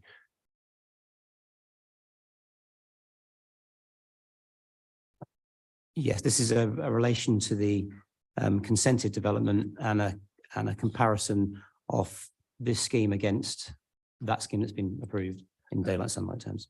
My question was, I think there may be a typo in there. Is to be 100% sure that basically what you mean there is the impact compared to the existing consent is considered to be largely comparable. Just to understand that basically what you're pointing out with your study of sunlight loss is that the existing consent and the proposed consent are both comparable in terms of sunlight loss. It's comparable, yeah. So Yeah.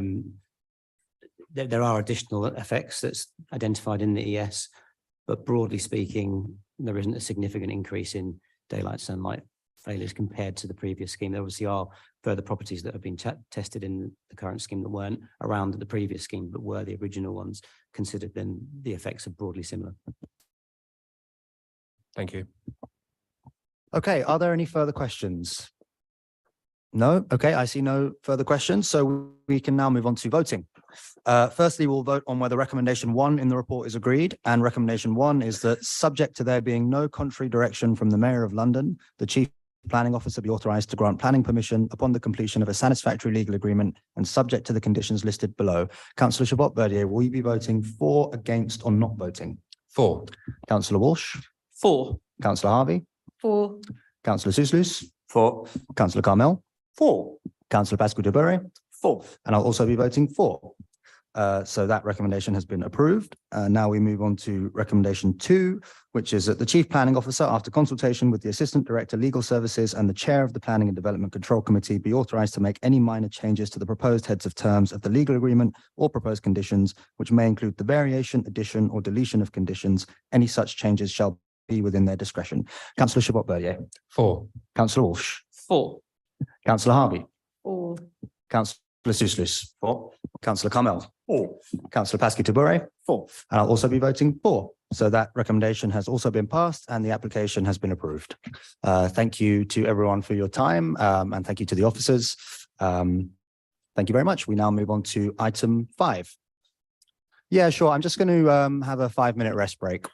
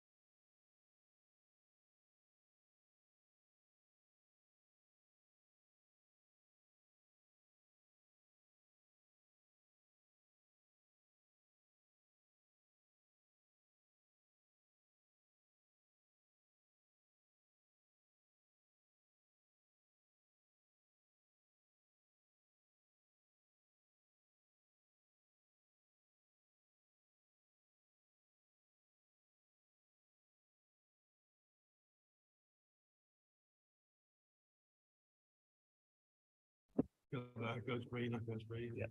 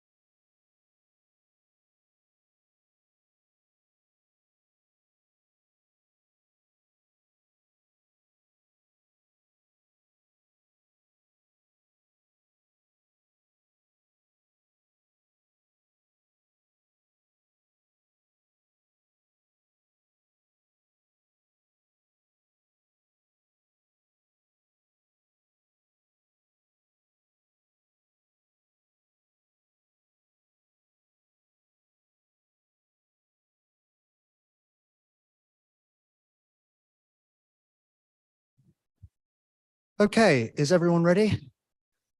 Yep, thank you. Thanks for waiting. We will now move on to item 5, which is 43 Brook Green. And can I ask the presenting officer, Matthew Lawton, to please introduce the report? Thank you. Thank you, Chair.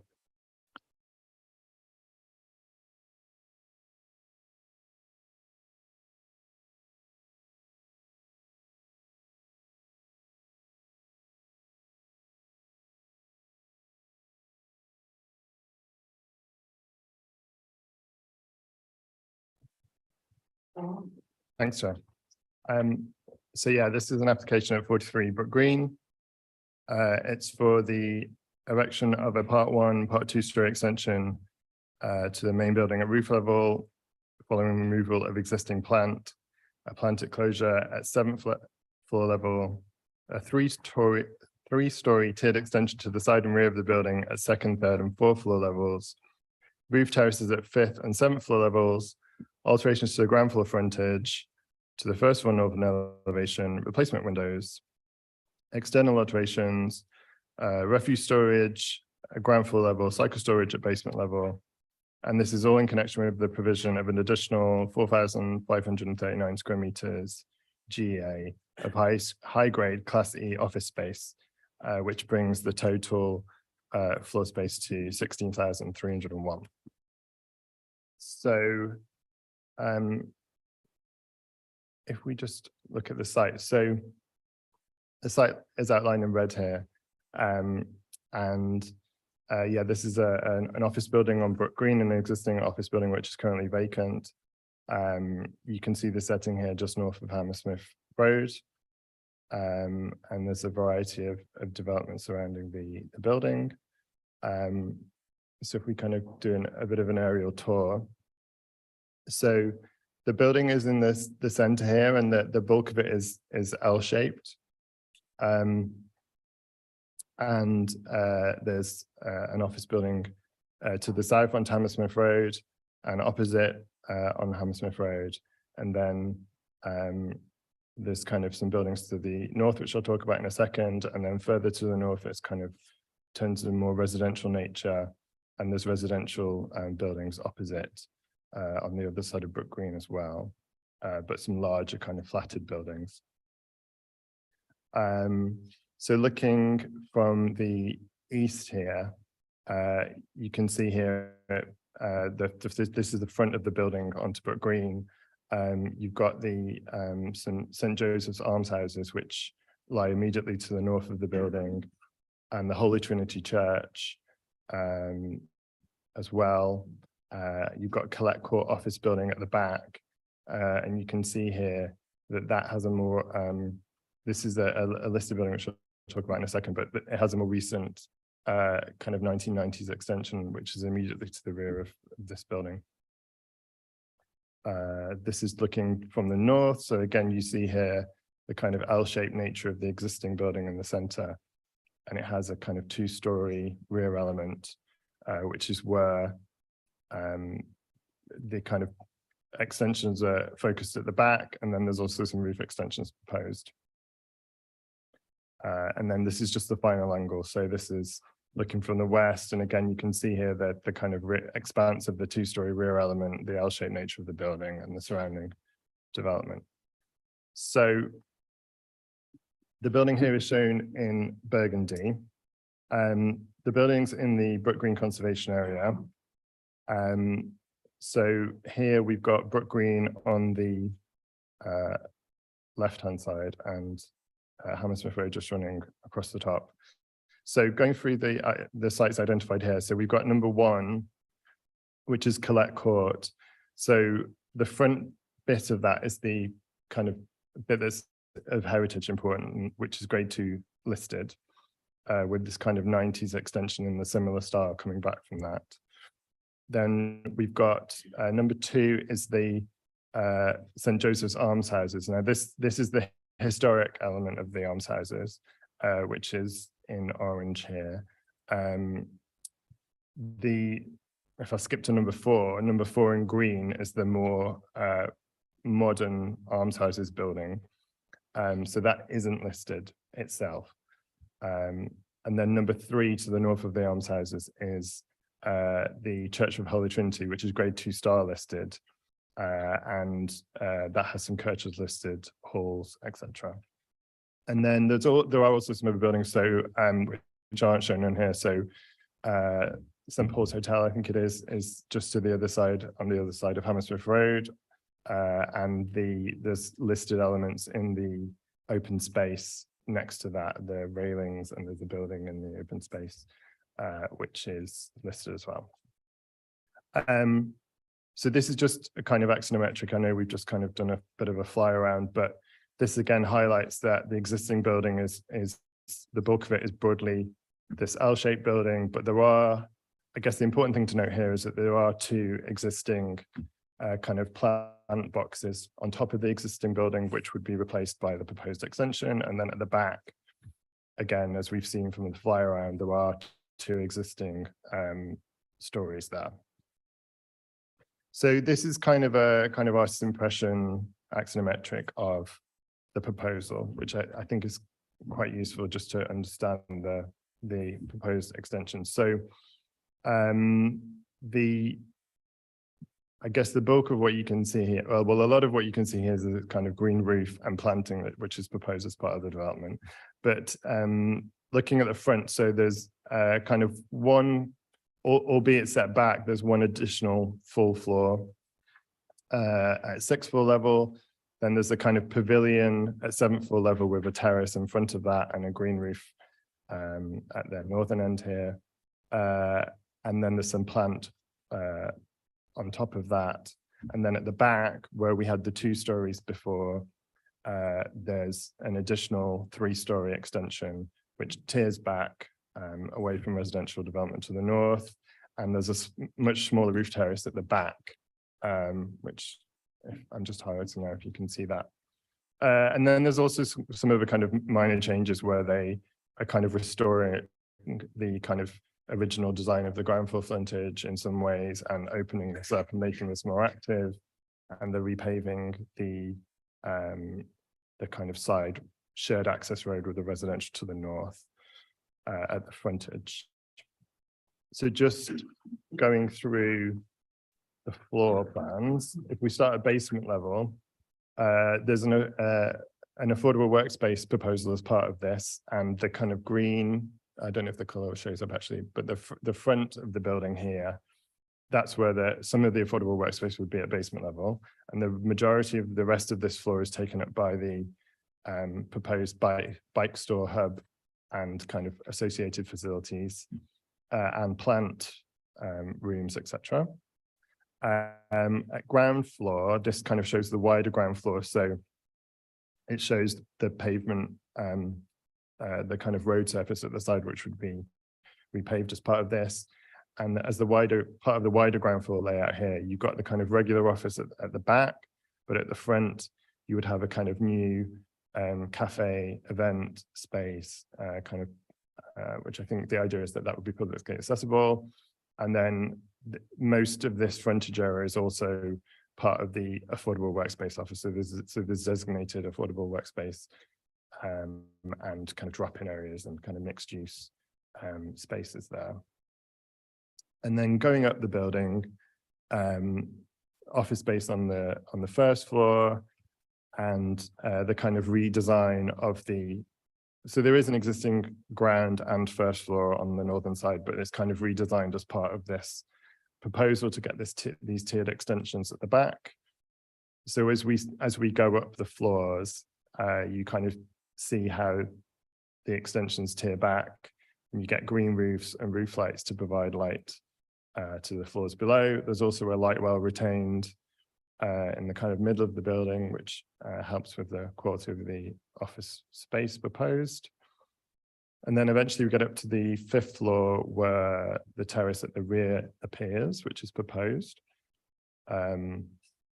which is kind of suitably far away from residential to the north and other surrounding development, and it would be screened. We then get to the first, at the 6th floor level, this is the kind of full additional floor,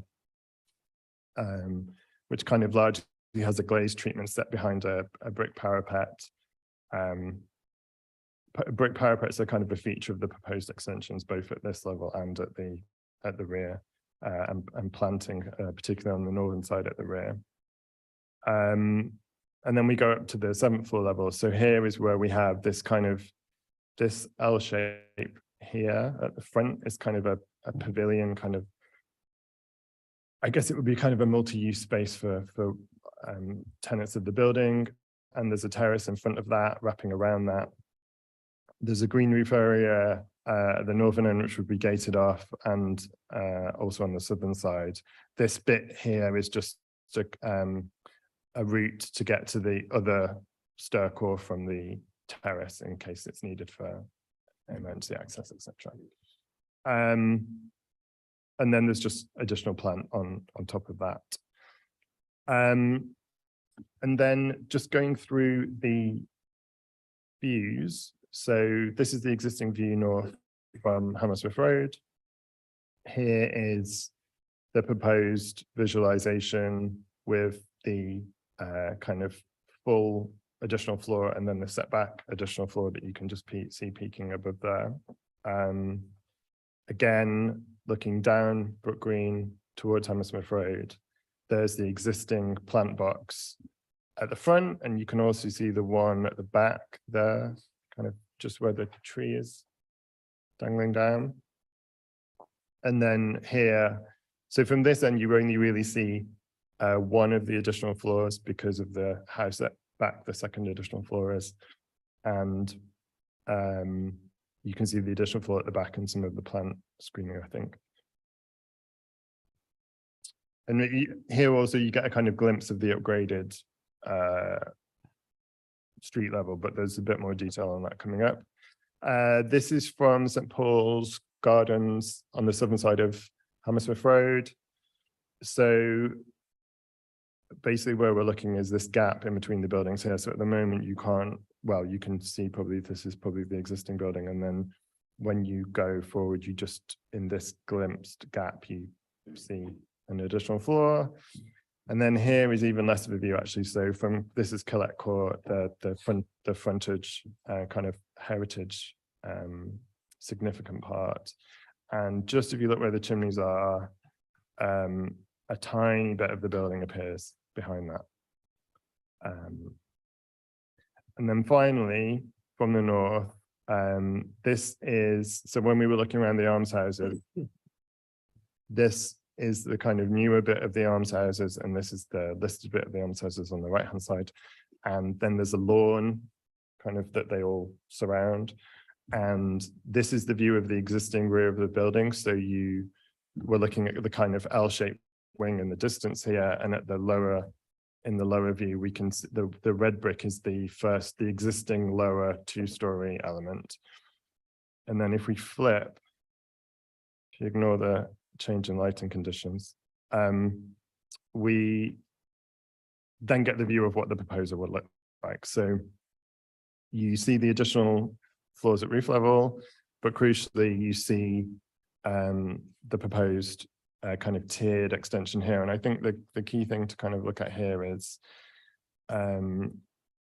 actually, if you look at the amount of glazing, etc., that is seen in this view, in the proposed view, albeit that there's extensions which are closer to the residential because of the way that it's designed with the parapets and the landscaping and the new window design, etc.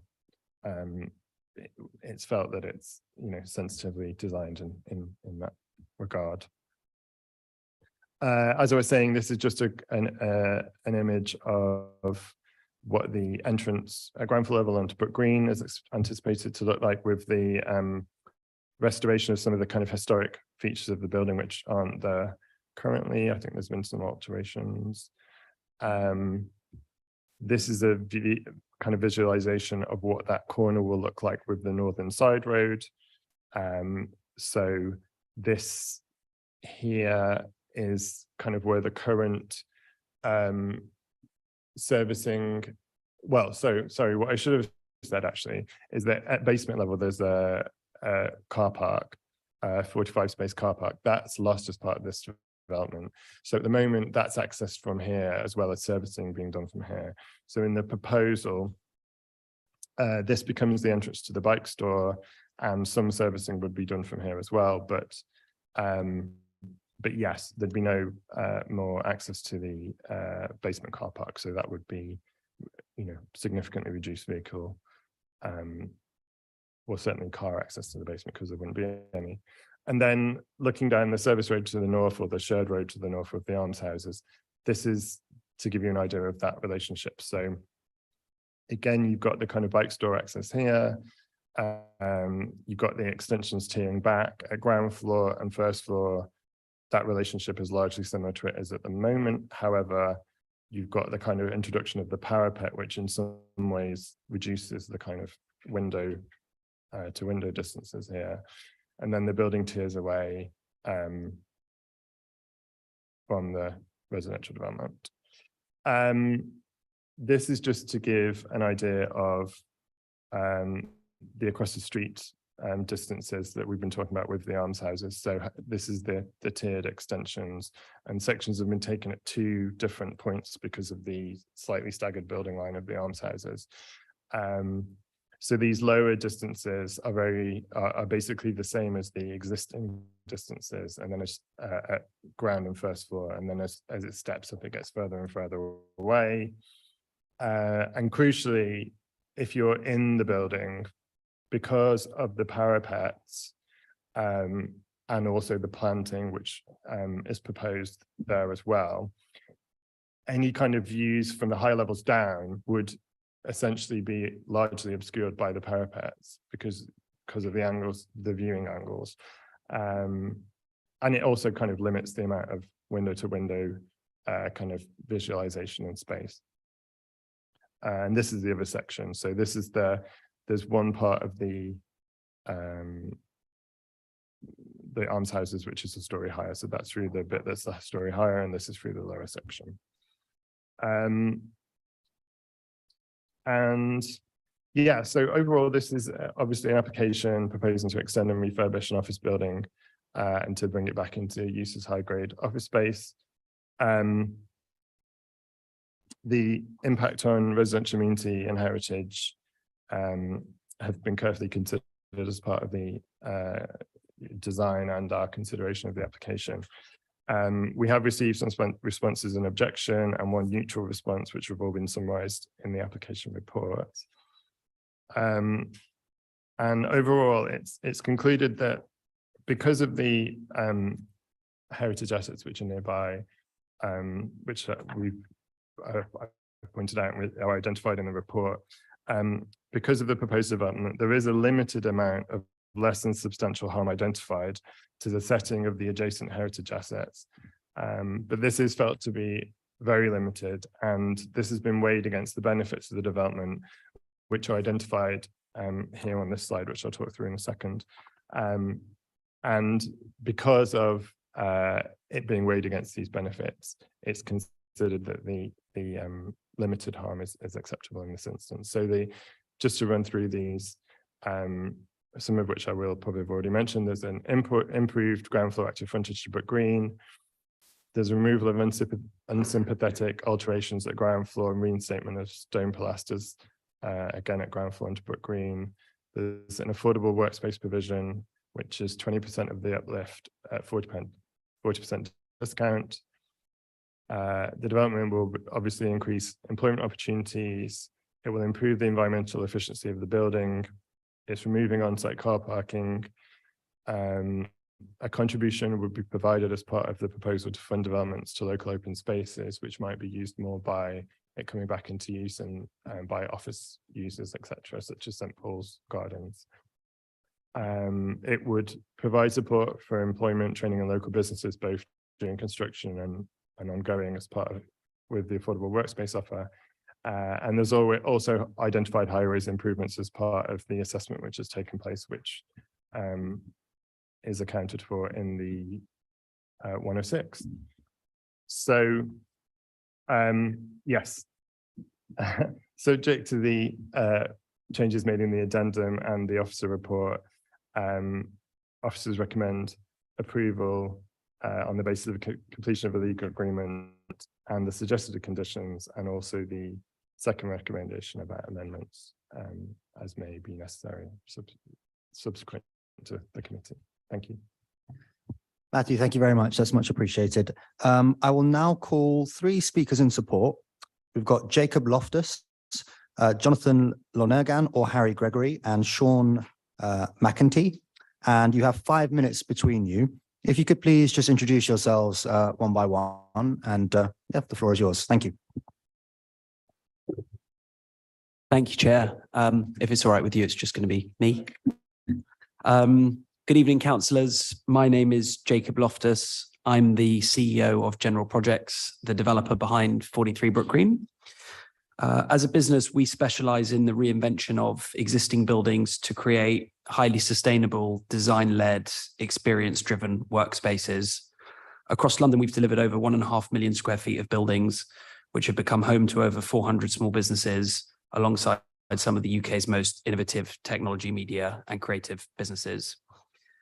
The existing building is a stately, well-designed, rather pretty 1930s office building. Historically, it was actually once home to innovative businesses, including EMI Records, as well as hosting the UK's first ever supercomputer. Sadly, this is no longer the case. As the building has deteriorated and aged over the past 20 years, it now sits vacant, dated, and no longer fit for purpose. The previous occupier vacated in 2019, seeking a more modern, environmentally friendly premises, but that's given us the opportunity to reinvent the building into a new design-led contemporary workspace hub that will deliver a best-in-class example of the post-COVID workspace. Our vision is to create an active building that will bring a new mix of creative and innovative businesses back to Brook Green. Our plan is to transform the building in the most sustainable way possible, seeking to protect and celebrate the existing architecture whilst increasing office space through architecturally respectful extensions. The scheme will bring over 1,100 new jobs to the area, an uplift of more than 50% of the previous building. Through our reuse of the existing structure, 9,500 tonnes of carbon emissions will be saved compared with a knockdown and rebuild approach. Furthermore, the scheme will achieve BREEAM Excellent and will operate wholly on renewable energy with an aim to achieve net carbon zero operationally. Currently, the existing building scores a 0.0 on its urban greening factor. Through the introduction of various external green space and roof green terraces, we will achieve an urban greening score in excess of the council and GLA's 0.3 target. Our design prioritises health and well-being for users through the provision of extensive cycle parking and associated shower facilities, access to green spaces, and openable windows to prioritise fresh air. The scheme will also be 100% car-free. As a developer, we are committed to thoughtful and genuine engagement with our neighbours. We have learned a great deal throughout an extensive consultation exercise, which included flyers sent to over 2,000 residents, letters to a further 800, 2 online consultation events, and multiple in-person meetings, all of which resulted in multiple evolutions to our original plans to respond to this feedback. The building sits adjacent to the St. Joseph's Almshouses, and significant care was taken to ensure that this boundary relationship was very thoughtfully designed. We have held 4 in-person meetings with the residents and their board, and following their feedback, removed the external terraces that had been designed to sit directly opposite. We've introduced a light pollution strategy, relocated the ground floor cafe to avoid any noise and disturbance, and removed all car parking, making our shared access road much safer and quieter for the residents. We also reduced the height of the building by over half a floor following significant feedback from the wider local community. The project will deliver fully compliant, affordable workspace with a 20% uplift provided at a 40% discount.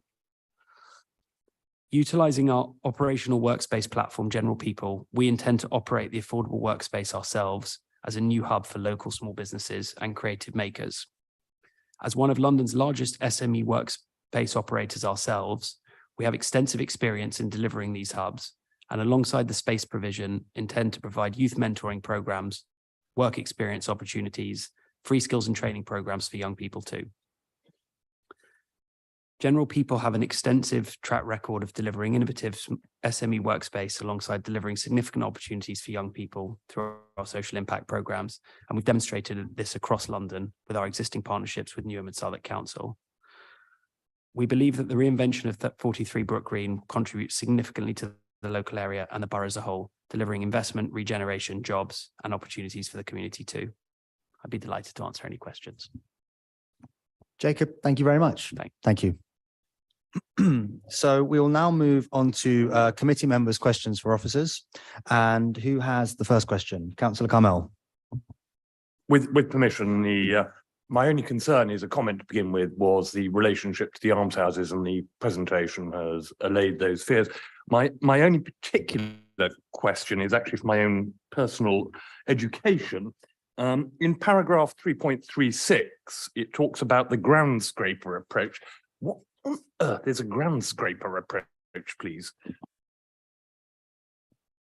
Thanks, Councillor. This is a comment that came out of our DRP discussion of this scheme. So I think it's one of the points around basically rather than having a tall building that creates kind of a skyscraper, it's more about it being kind of more horizontal building that kind of limits the height really. Thank you. Yep, Councillor Chavot-Verdier. Thank you, Chair. Actually, back to a question of previously Shields and the relationship between this application and the retirement house.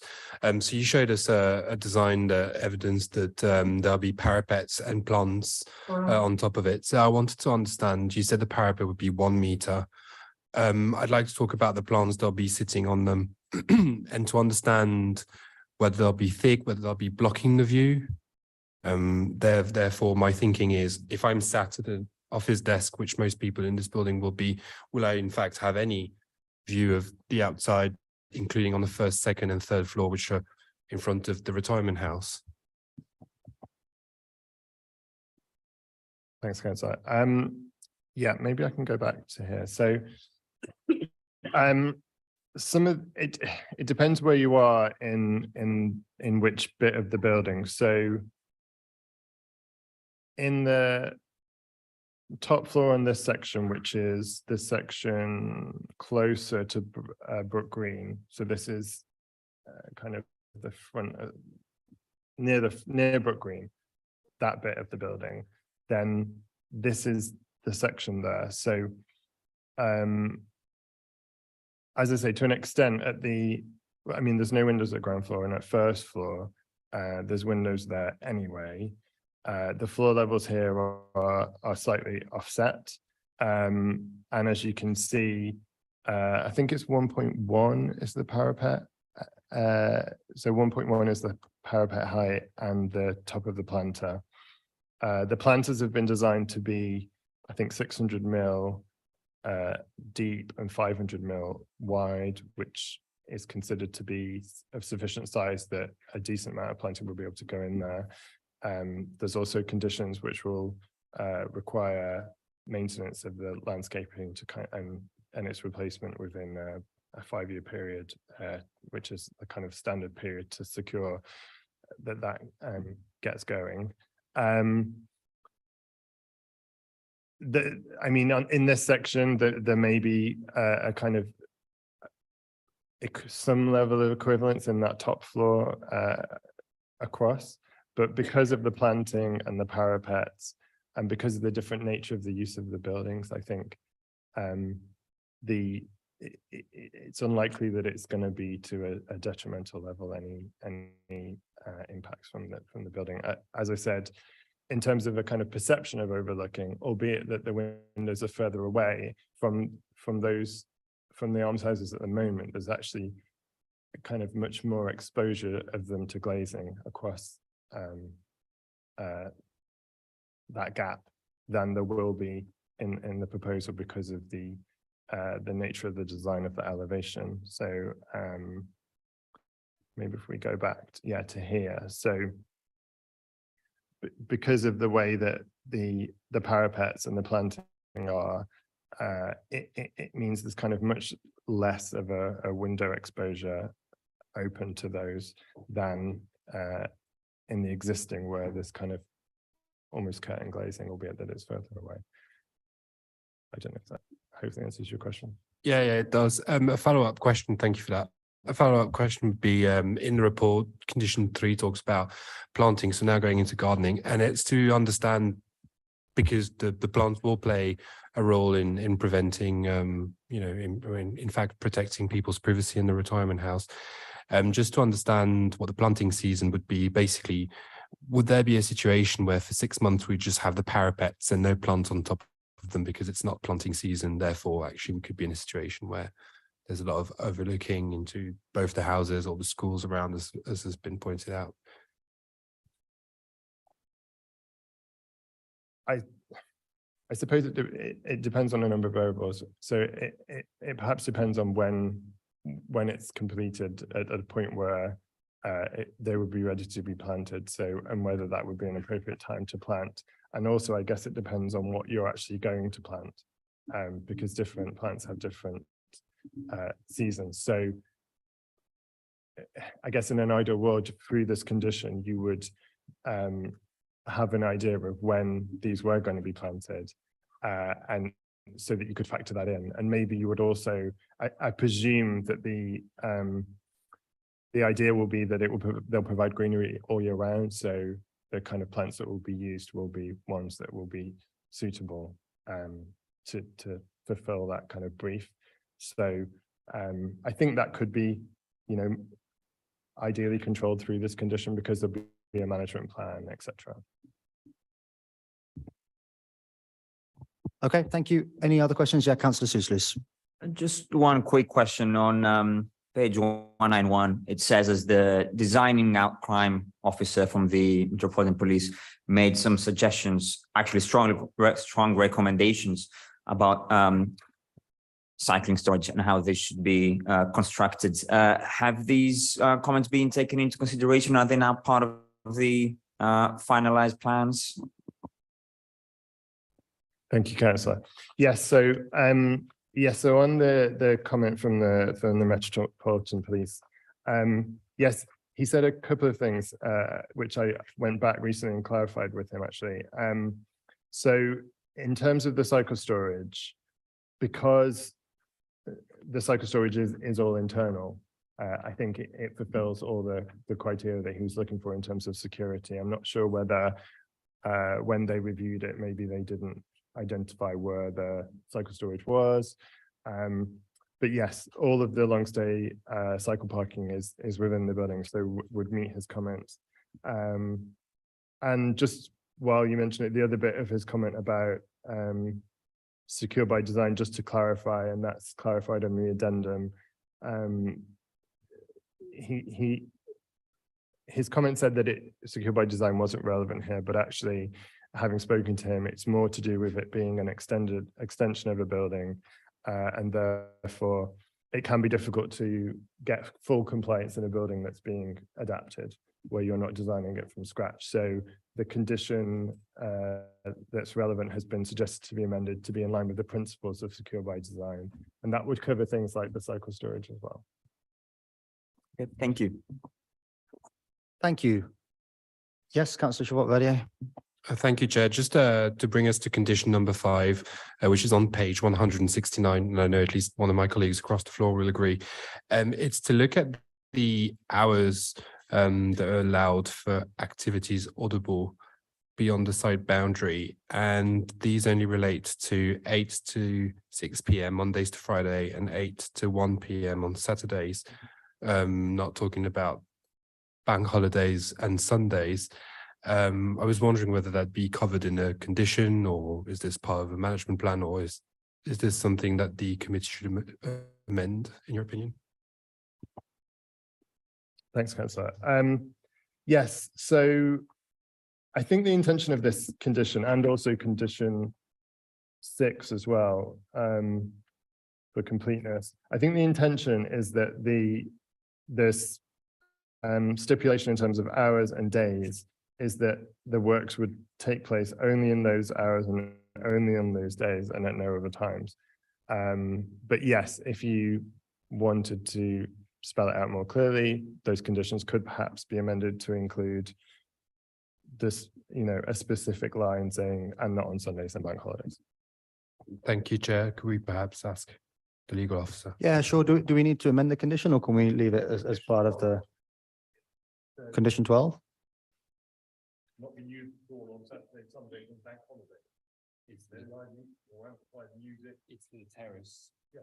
I think Councillor Schwartz is talking about the construction. Yeah. Yeah, the construction. Yeah. Do we need to amend the condition or can that be left to the? Well- Yes, that can be left to be dealt with by the assistant director. Okay, yeah, can we communicate that as a committee that we'd like that to be included? Thank you.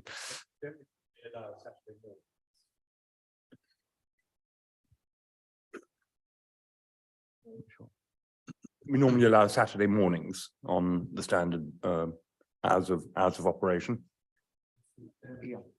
Yeah, but it's still the standard allows for Saturday mornings. Yeah.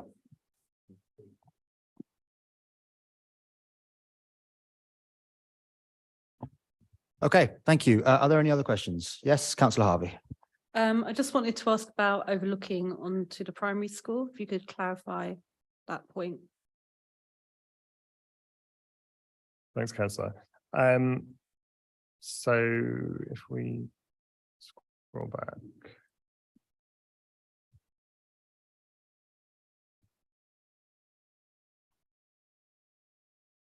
So the primary school is here at the kind of top middle of this picture, if you can see that.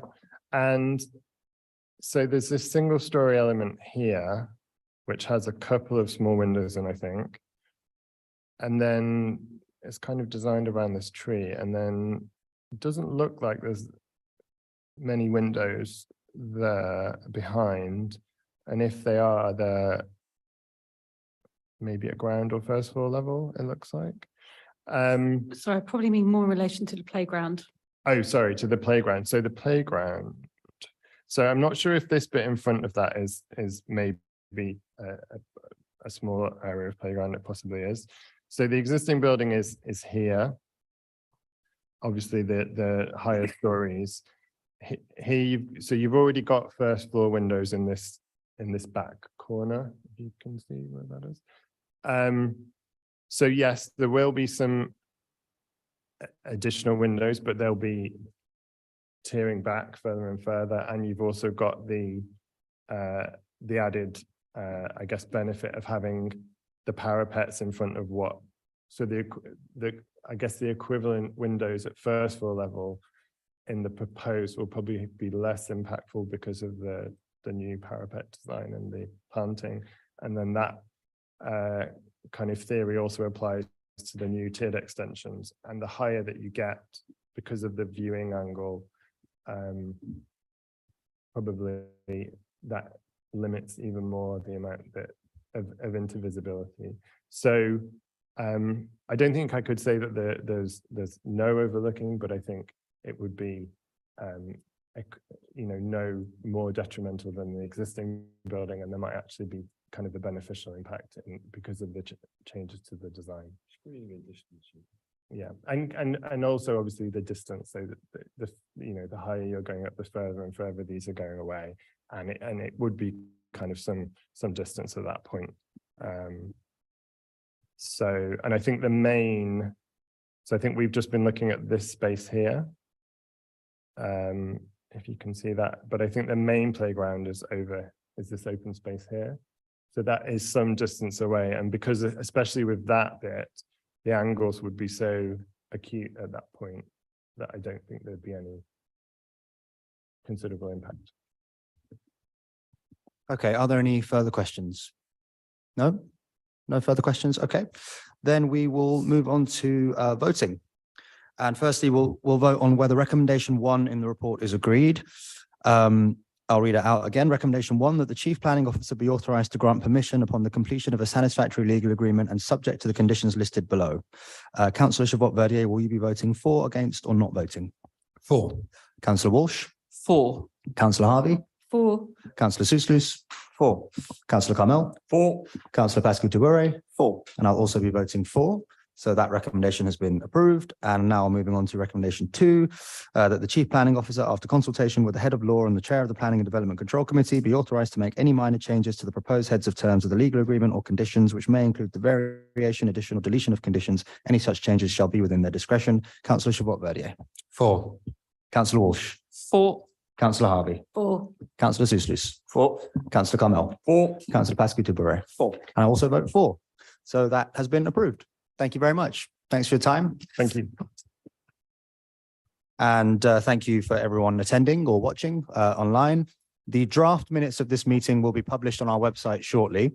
These will be formally approved at our next meeting on the 10th of January, 2023. If you have any queries concerning the applications in the interim, please contact the case officer in the application report. Good night.